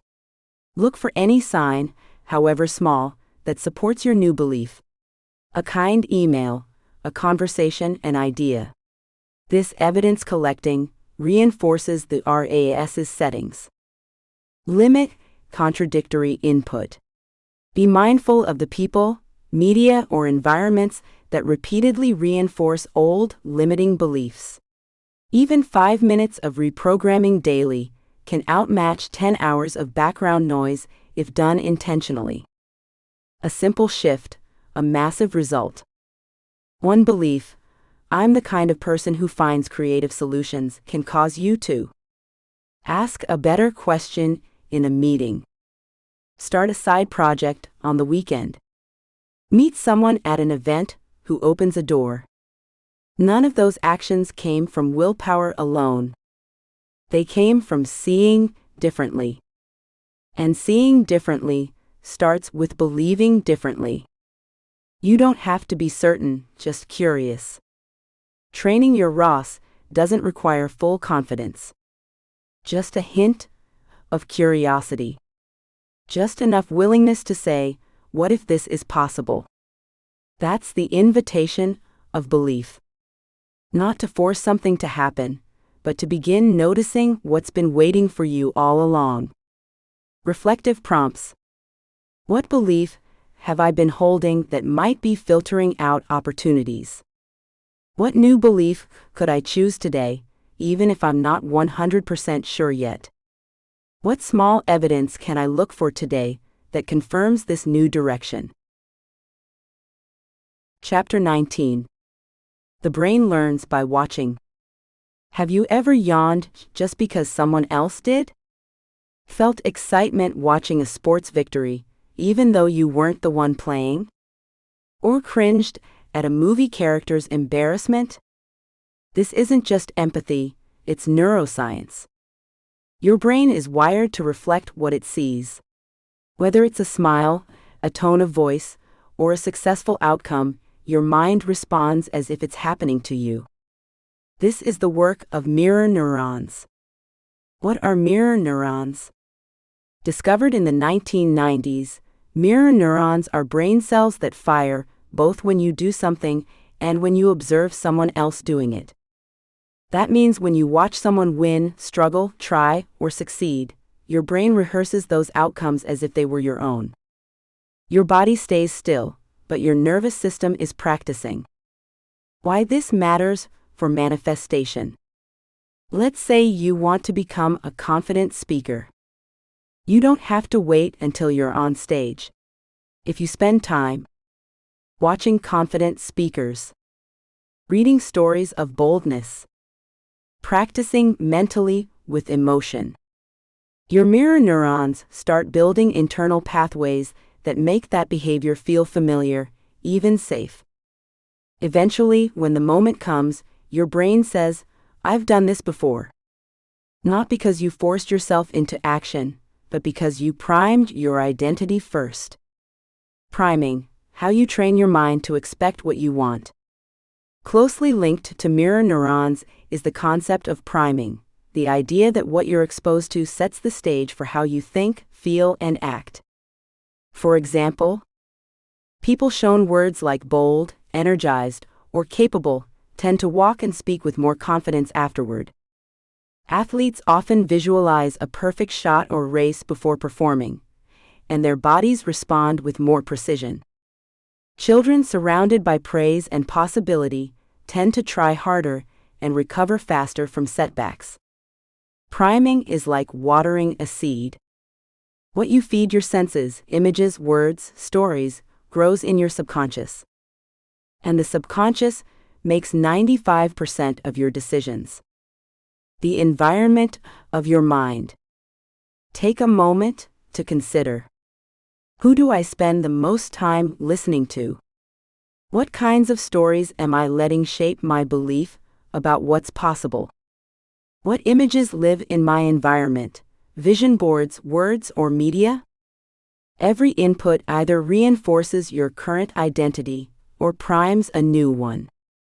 The more you expose your mirror neurons to courage, abundance, clarity, and action, the more easily your mind will reach for those outcomes. It's not about pretending. It's about rehearsing reality until it feels familiar. The people around you are priming you too. Mirror neurons don't care whether someone is for you or against you, they reflect what you see most. That's why being around people who always complain, friends who mock ambition, family who play it safe, can train your brain to expect smallness, resistance, or failure. But being around people who speak life, those who take aligned risks, mentors who show what's possible, will prime your identity for expansion. Your dreams need a mirror that reflects their true size. A new kind of practice. You don't have to hustle harder. You don't have to prove anything. Instead, start noticing what your brain is absorbing, and choose to feed it images of the life you want to create. Watch people who are already living it. Read stories of transformation. Surround yourself with voices that speak to your future, not your fears. Then quietly, powerfully, your brain will start asking, what if this is normal for me too? And that question is the beginning of becoming. Reflective prompts. Who or what am I mirroring lately, and is it helping or hurting? What new behaviors or feelings do I want to practice through observation? How can I prime my environment for growth, even in small ways? Chapter 20. How the subconscious mind forms identity. We often think change begins with action, doing more, trying harder, pushing past limits. But the real shift doesn't start with what we do. It begins with who we believe we are. And who we believe we are lives deep in the subconscious mind. The subconscious is the author of your identity. Psychologists estimate that 95% of your daily thoughts, habits, and decisions are governed by your subconscious, not your conscious intentions. That means no matter how motivated you are to improve, if your subconscious identity says, I'm always broke, I'm not good with people, I can't hold on to success, then your life will bend itself to prove that version of you true. It's not sabotage. It's just the brain's programming doing its job, protecting the identity you've trained it to believe. Where does identity come from? The subconscious forms identity through repetition, emotion, and experience, especially during childhood. Messages like, you're the quiet one. You never finish things. Money doesn't grow on trees. May seem like harmless opinions, but they get encoded as truth by a young brain still wiring itself to survive. Over time, these stories turn into internal commands that quietly shape what jobs you apply for, what risks you avoid, what relationships you choose, even how much joy you allow yourself to feel. This is why transformation never lasts unless it reaches the subconscious. Real change means rewriting the script at the identity level. Your subconscious doesn't argue, it accepts. The subconscious is non-judgmental. It doesn't filter what's true or false. It only accepts what is repeated, especially if it's repeated with emotion. If you say, I'm overwhelmed, I always mess this up. I'll never be enough. Your subconscious simply nods, okay. That's who we are. But when you begin to say, I'm growing into a powerful version of myself. I deserve peace. I attract people who support my vision. Your subconscious will start building a new reality to match that belief, especially if you say it often and feel it as you speak. This is why affirmations, visualization, and mental rehearsal are more than just self-help tools, they're identity training. Identity is a mirror, not a wall. Most people think identity is fixed. This is just who I am. But identity is actually a reflection of your thoughts, habits, and emotional patterns over time. And anything reflected can be reframed. You can choose to stop reinforcing the version of you that was shaped by fear, failure, or someone else's opinion. You can begin to feed the mind a new version of yourself, clear, strong, worthy, whole. The subconscious will accept the new image, as long as you show it who you are becoming more often than who you used to be. Practical ways to reshape identity. Watch your language. Every time you say I am, you are sculpting identity. Be intentional. I am resilient. I am learning. I am safe to succeed. Prime with emotion. The subconscious responds most to emotionally charged repetition. Don't just say it, feel it. Rehearse the future, not the past. Spend more time imagining what could go right than what has gone wrong. Visualize the you you're becoming. Surround yourself with reinforcements. Create an environment, people, spaces, and media that reinforces your future identity, not your past limitations. What identity are you feeding? Every day, you're teaching your brain who you are. Make sure the voice it hears most is your own, and that it's saying something worth believing. You are not stuck with the identity you inherited. You are becoming the identity you imagine, repeat, and emotionally align with. Your subconscious is listening. What do you want it to believe next? Reflective prompts. What identity have I unknowingly rehearsed through my thoughts and habits?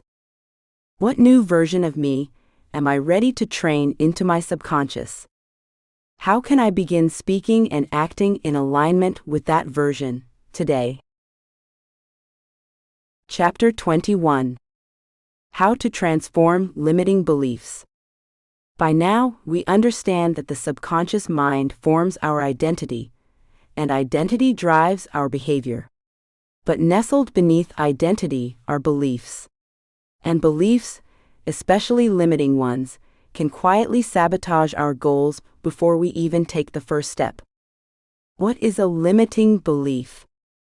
A limiting belief is a subconscious rule that sets a boundary around your potential.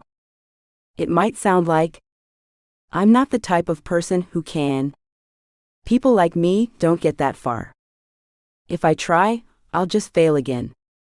Often these beliefs were inherited, passed down from childhood, culture, school, or even overheard conversations.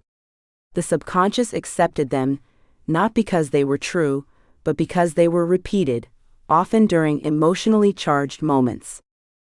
And once they're in place, they become invisible filters. You'll only notice them by the patterns they produce. Struggling to finish what you start. Avoiding opportunities that excite you. Feeling anxious when things begin to go well. Sabotaging relationships, money, or success just as it starts to grow. Why logic doesn't work. Here's the frustrating truth. You can know a belief is false and still live under its influence. Why? Because limiting beliefs are not stored in the logical part of the brain, the prefrontal cortex. They live in the subconscious, which operates through emotion, imagery, and repetition, not analysis. So if you've ever said, I know I'm good enough, but I don't feel like I am. You've already experienced this divide. That's why the key to transformation isn't just knowing better. It's training your subconscious to believe better. Step by step, how to rewrite a limiting belief. 1. Identify the root statement. Start with a result in your life you don't like and trace it back with this question. What would someone have to believe to keep ending up here? For example, if you keep avoiding speaking up, the belief might be, my voice doesn't matter. If money slips through your fingers, it might be, I'm not responsible with money. If you hold back in relationships, maybe, I'm not lovable as I am. Write it down exactly as you hear it inside your head. No sugarcoating. 2. Challenge it with curiosity, not judgment.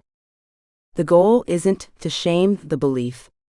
It probably protected you once. Instead, ask, where did this come from? Whose voice does this sound like? Is it still serving me today? This opens the door for your conscious mind to get involved and soften the belief's authority. 3. Rewire with emotion plus repetition.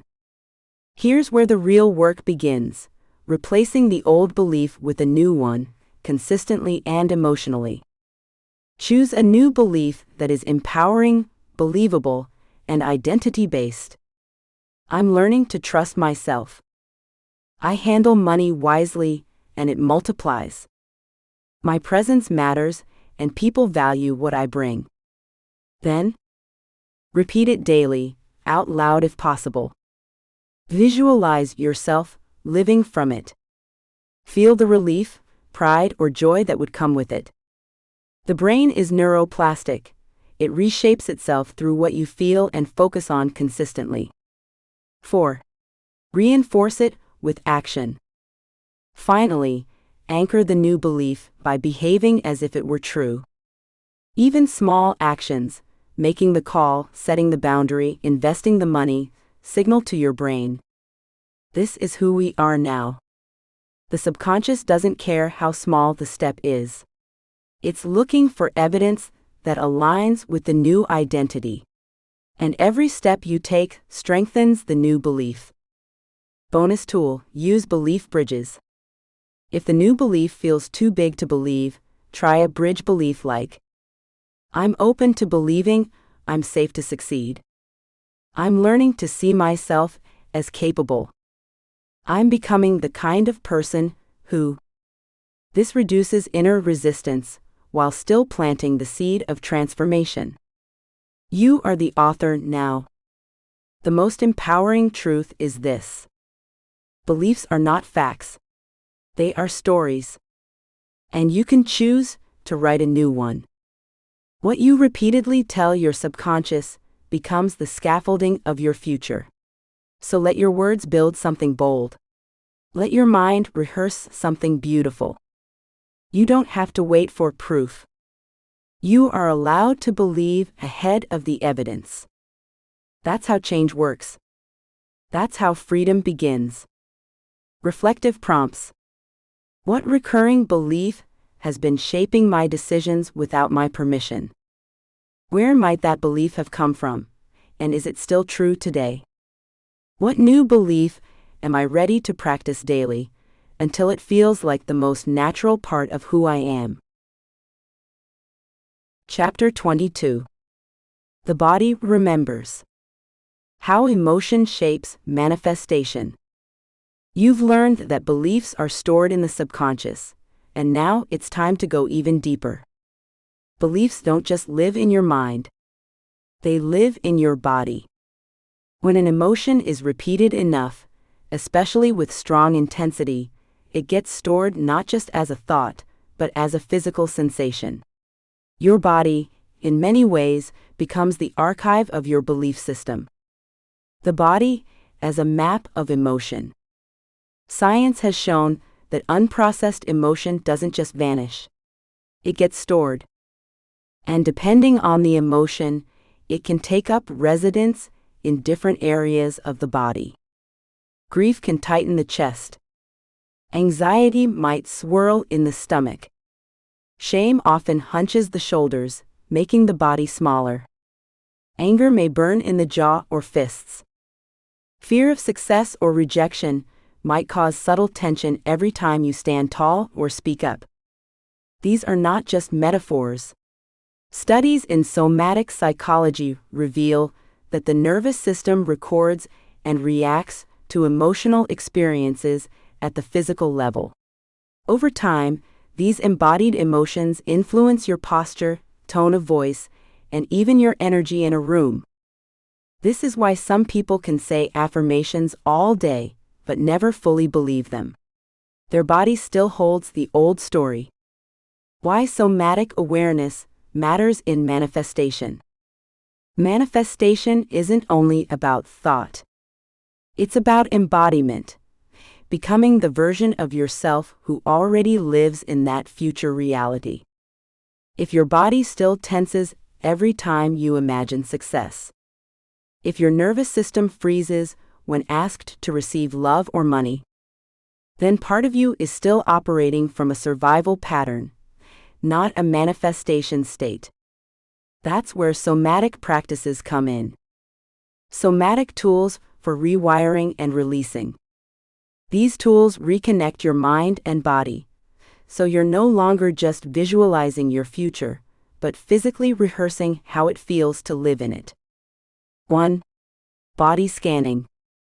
Sit quietly and bring your awareness from head to toe. Ask, where am I holding tension? Notice without judgment. Just witnessing your body builds safety and trust. 2. Gentle movement or shaking. Animals shake instinctively after stressful events. Humans can do this too. Try shaking out your hands, bouncing gently on your feet, rolling your shoulders with breath. This helps release stored adrenaline and allows new energy to flow. 3. Breath work.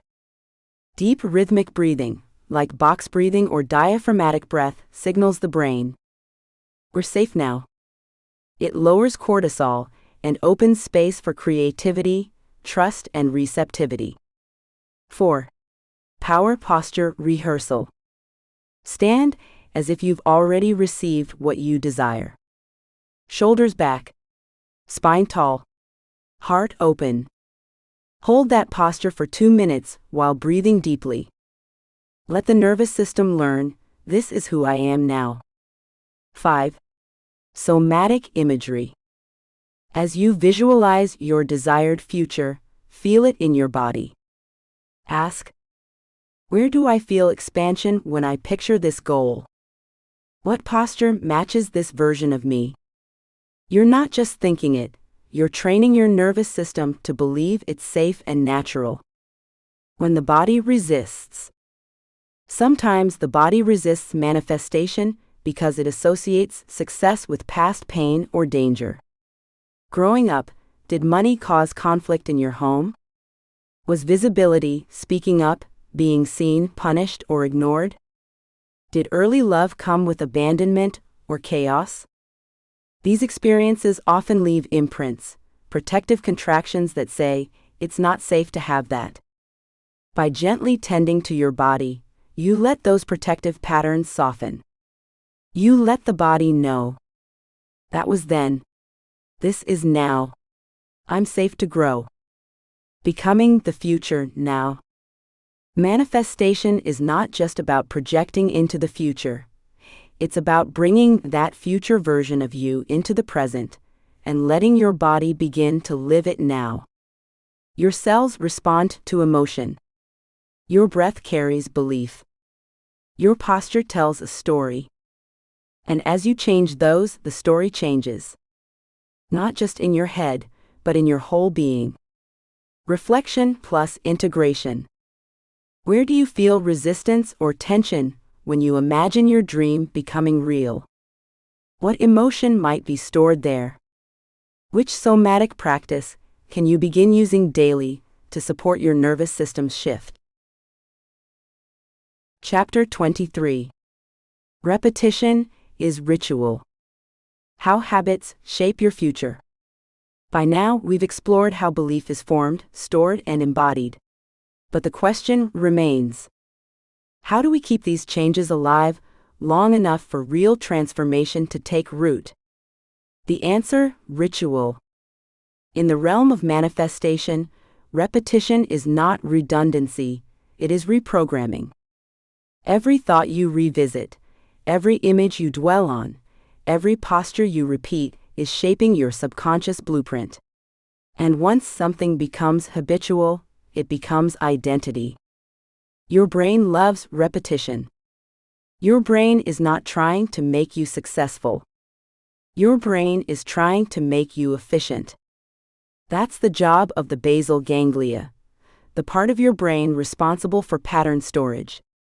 Once something becomes predictable and repetitive, the brain says, "I'll automate that for you." It doesn't decide whether the habit is helpful or harmful, only whether it's familiar. This is why the subconscious resists change, not because it's bad or lazy, but because it thinks the old story is safe. Repetition creates safety.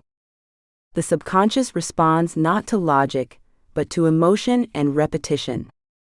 You don't become confident by saying, "I'm confident," once.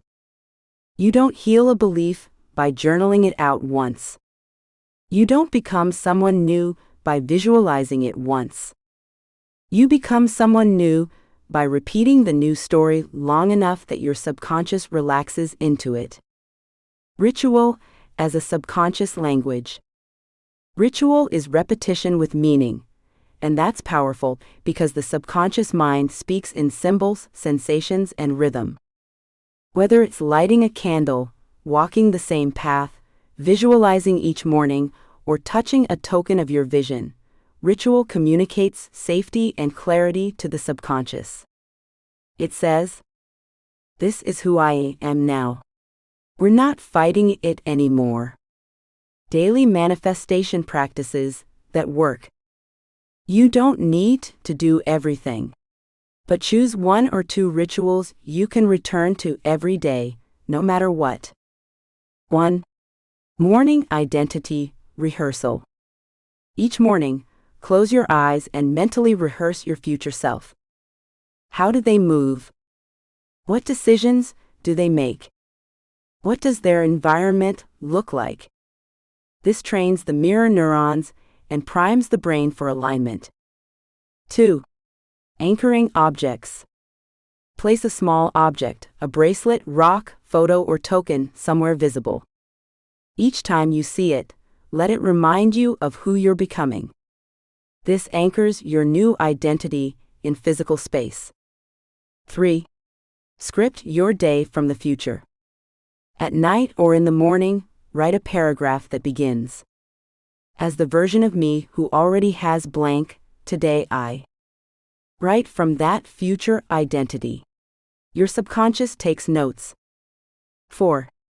Gratitude from the future. Instead of only being grateful for what you have, add gratitude for what's on the way.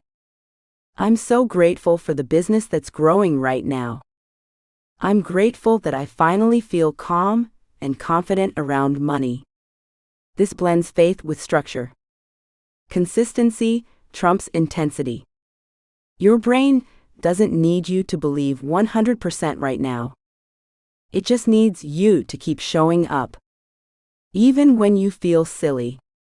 Even when it's small. Even when you're unsure. The moment something becomes ritual, your subconscious stops resisting and starts cooperating.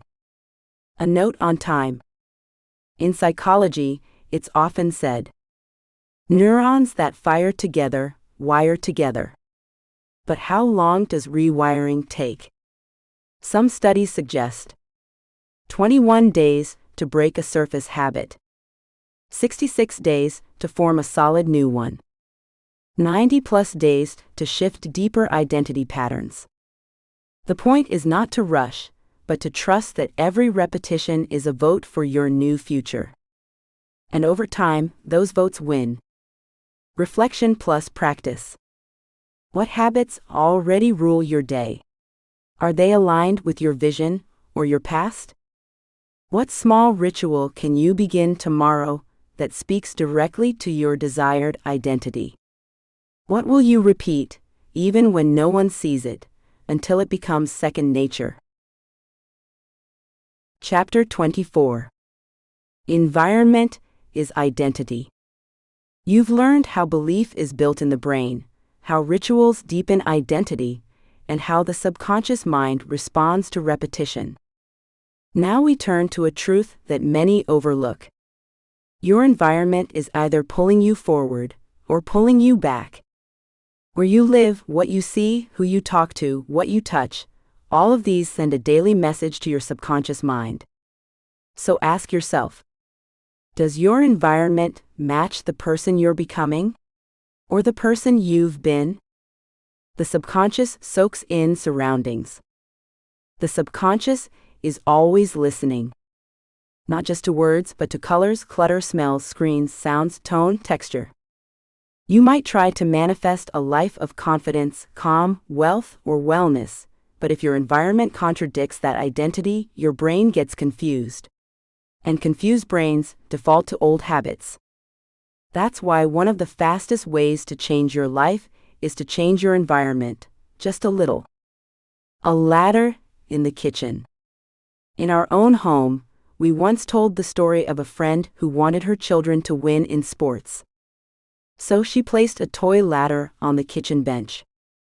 At the top of the ladder, she pinned a gold medal. That tiny ladder wasn't just decoration, it was a message to the subconscious, a visible daily declaration. We are climbing. We are growing. We are winning. And something amazing happened. The children began to win, again and again. Not because of magic, but because the home began speaking the same language as the vision. The children were primed to rise. Why this works? Your brain forms habits based on what it sees repeatedly in its environment. This is known as environmental priming. When you see a dumbbell, your brain is more likely to want to work out. When you see a stack of bills, your nervous system might default to stress. When you see a symbol of change, your subconscious begins to adjust to the new identity. Create your symbol. Here's your simple, powerful practice for this week. Find a toy ladder or build one. Place it somewhere you walk past every day, a kitchen bench, a windowsill, your desk. Pin something to the top of it that represents your next level. A printed word like confidence or abundance. A picture of the house or life you desire. A $50 bill, photo, or quote. Let the ladder remind your brain. We are climbing. We are moving. We are becoming. Even if it feels silly, your subconscious understands symbols more than logic. That toy ladder becomes a ritual object, a daily nudge toward your future self. Other ways to align your environment. Declutter one drawer that feels tied to your old self.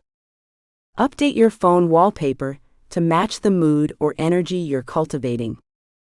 Organize your workspace to match the version of you who already has the outcome. Curate your digital environment. Unfollow voices of doubt. Subscribe to those who inspire. Add beauty or light to a corner that feels stagnant.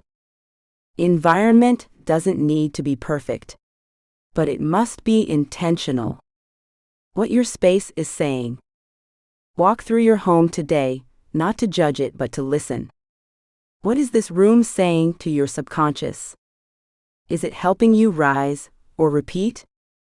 What one object can you remove, shift, or add that supports your growth?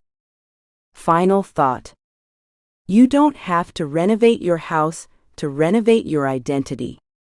Sometimes it starts with a toy ladder and a dream pinned to the top. Because when your environment starts telling the truth of who you're becoming, your brain and your life will follow. Chapter 25. Final chapter. Did my toy ladder manifest $10,000? I have a confession. From the very first page of this book, I told you a story about a toy ladder. A small, simple object I placed on our kitchen bench. But there's more to the story. The truth is, once I placed that toy ladder in our home, ladders started showing up everywhere. Then one day, I felt inspired to take it a step further. I pinned a $50 note to the top of that toy ladder. I didn't make a vision board. I didn't start hustling or forcing anything. I simply created a symbol, and I looked at it each day. I let my subconscious chew on it while I lived my life. A few weeks passed, then a few months, and then a storm came. Rain poured, wind howled, and our garage ceiling collapsed. It sounds like a disaster, I know. But what I haven't told you until now is this. That garage ceiling had already needed replacing for 2 years. We'd gotten a quote, over $10,000 to repair it because it's a 3-car garage. I kept putting it off. Other things came first. It just wasn't the right time. So the old ceiling sagged, groaned, and aged, until the storm gave it the final nudge. The insurance company came out, assessed the damage, and paid for the full repair. Within weeks, we had a brand new ceiling. Paid in full. So, did the toy ladder manifest the money? Let me ask you. Was that a coincidence? Maybe. Or maybe that $50 note pinned to the ladder triggered something bigger than we understand. Maybe it gave my subconscious permission to allow provision to arrive through unexpected channels. Maybe it aligned my energy, my awareness, and the circumstances of my life. Maybe I accidentally manifested $10,000. But really, was it an accident? Symbol over strategy. People ask me all the time, how do I manifest things? They expect spreadsheets, affirmations, or step-by-step hustle. What they don't expect is this. Place a toy ladder on your kitchen bench and pin something meaningful on top. But here's what I've learned. Your subconscious doesn't need spreadsheets. It needs symbols. It needs play. It needs permission. What looks silly to your logical mind might be deeply powerful to the mind beneath. Final thought. You've read this book because something inside you believes more is possible. Maybe you've worked hard for years. Maybe you've visualized, hoped, prayed, journaled, and still waited. Maybe you've doubted, delayed, or given up too soon. But now you know. Your belief shapes your brain. Your imagination primes your reality. Your environment whispers who you are becoming. And sometimes, all it takes to change your trajectory is a toy ladder with a $50 note on top. Not because it's magic, because it's meaningful. And meaning moves mountains. So go ahead. Place your ladder. Climb it with your mind. Pin your dream to the top, boldly. Let the world surprise you. Let the winds come. And watch how even a storm can bring what you've been waiting for. Your next ceiling. It's already on its way down. Thank you. Thank you for taking the time to read Manifest Money with a Toy Ladder. Whether you picked it up out of curiosity, hope, or quiet determination to invite more into your life, you've completed the journey, and that's no small thing. This book wasn't just a collection of ideas. It was a real story, born out of small experiments, personal discoveries, and moments of quiet wonder. Sharing it with you has been an honor. My hope is that something within these pages stirred your imagination, softened a resistance, or sparked a new possibility in your mind. Maybe you've already placed your own toy ladder on the kitchen counter. Maybe you're still thinking about it. Either way, I believe the simple act of imagining a new path begins to open it. If anything in this book brought you clarity, encouragement, or even just a smile, I'm grateful. And if you find yourself in a season of waiting, wondering, or starting over, keep going. Your imagination is more powerful than you realize. Thank you for walking with me through these ideas, for opening your mind to the mystery, for believing even a little in the strange power of symbols, stories, and the unseen forces that shape our lives. Here's to what's ahead, for you, for your dreams, and for the quiet shifts that begin when you decide to imagine something more. Climb on. With gratitude. Tony Egar. Brisbane, Australia. Manifest Money with a Toy Ladder? Written by Tony Egar. Chapter 1. The Year of the Ladder. At the beginning of the year, I had a curious thought. What if this was the year of the ladder? It wasn't part of a grand plan, just a passing idea connected to progress, growth, and maybe even personal promotion. I thought of people getting ahead in their work or moving forward in some area of their lives. Like many of my future forecasts, this one was met with polite amusement by my family. We didn't take it too seriously. Then came my friend's birthday. I placed a tiny toy ladder on her cake and wrote in her card, "May this be a year of promotion." She didn't laugh. Neither did I. The ladder came home with us and ended up sitting above our fruit bowl on the kitchen bench. We passed it every day, small, harmless, and oddly symbolic. A few weeks later,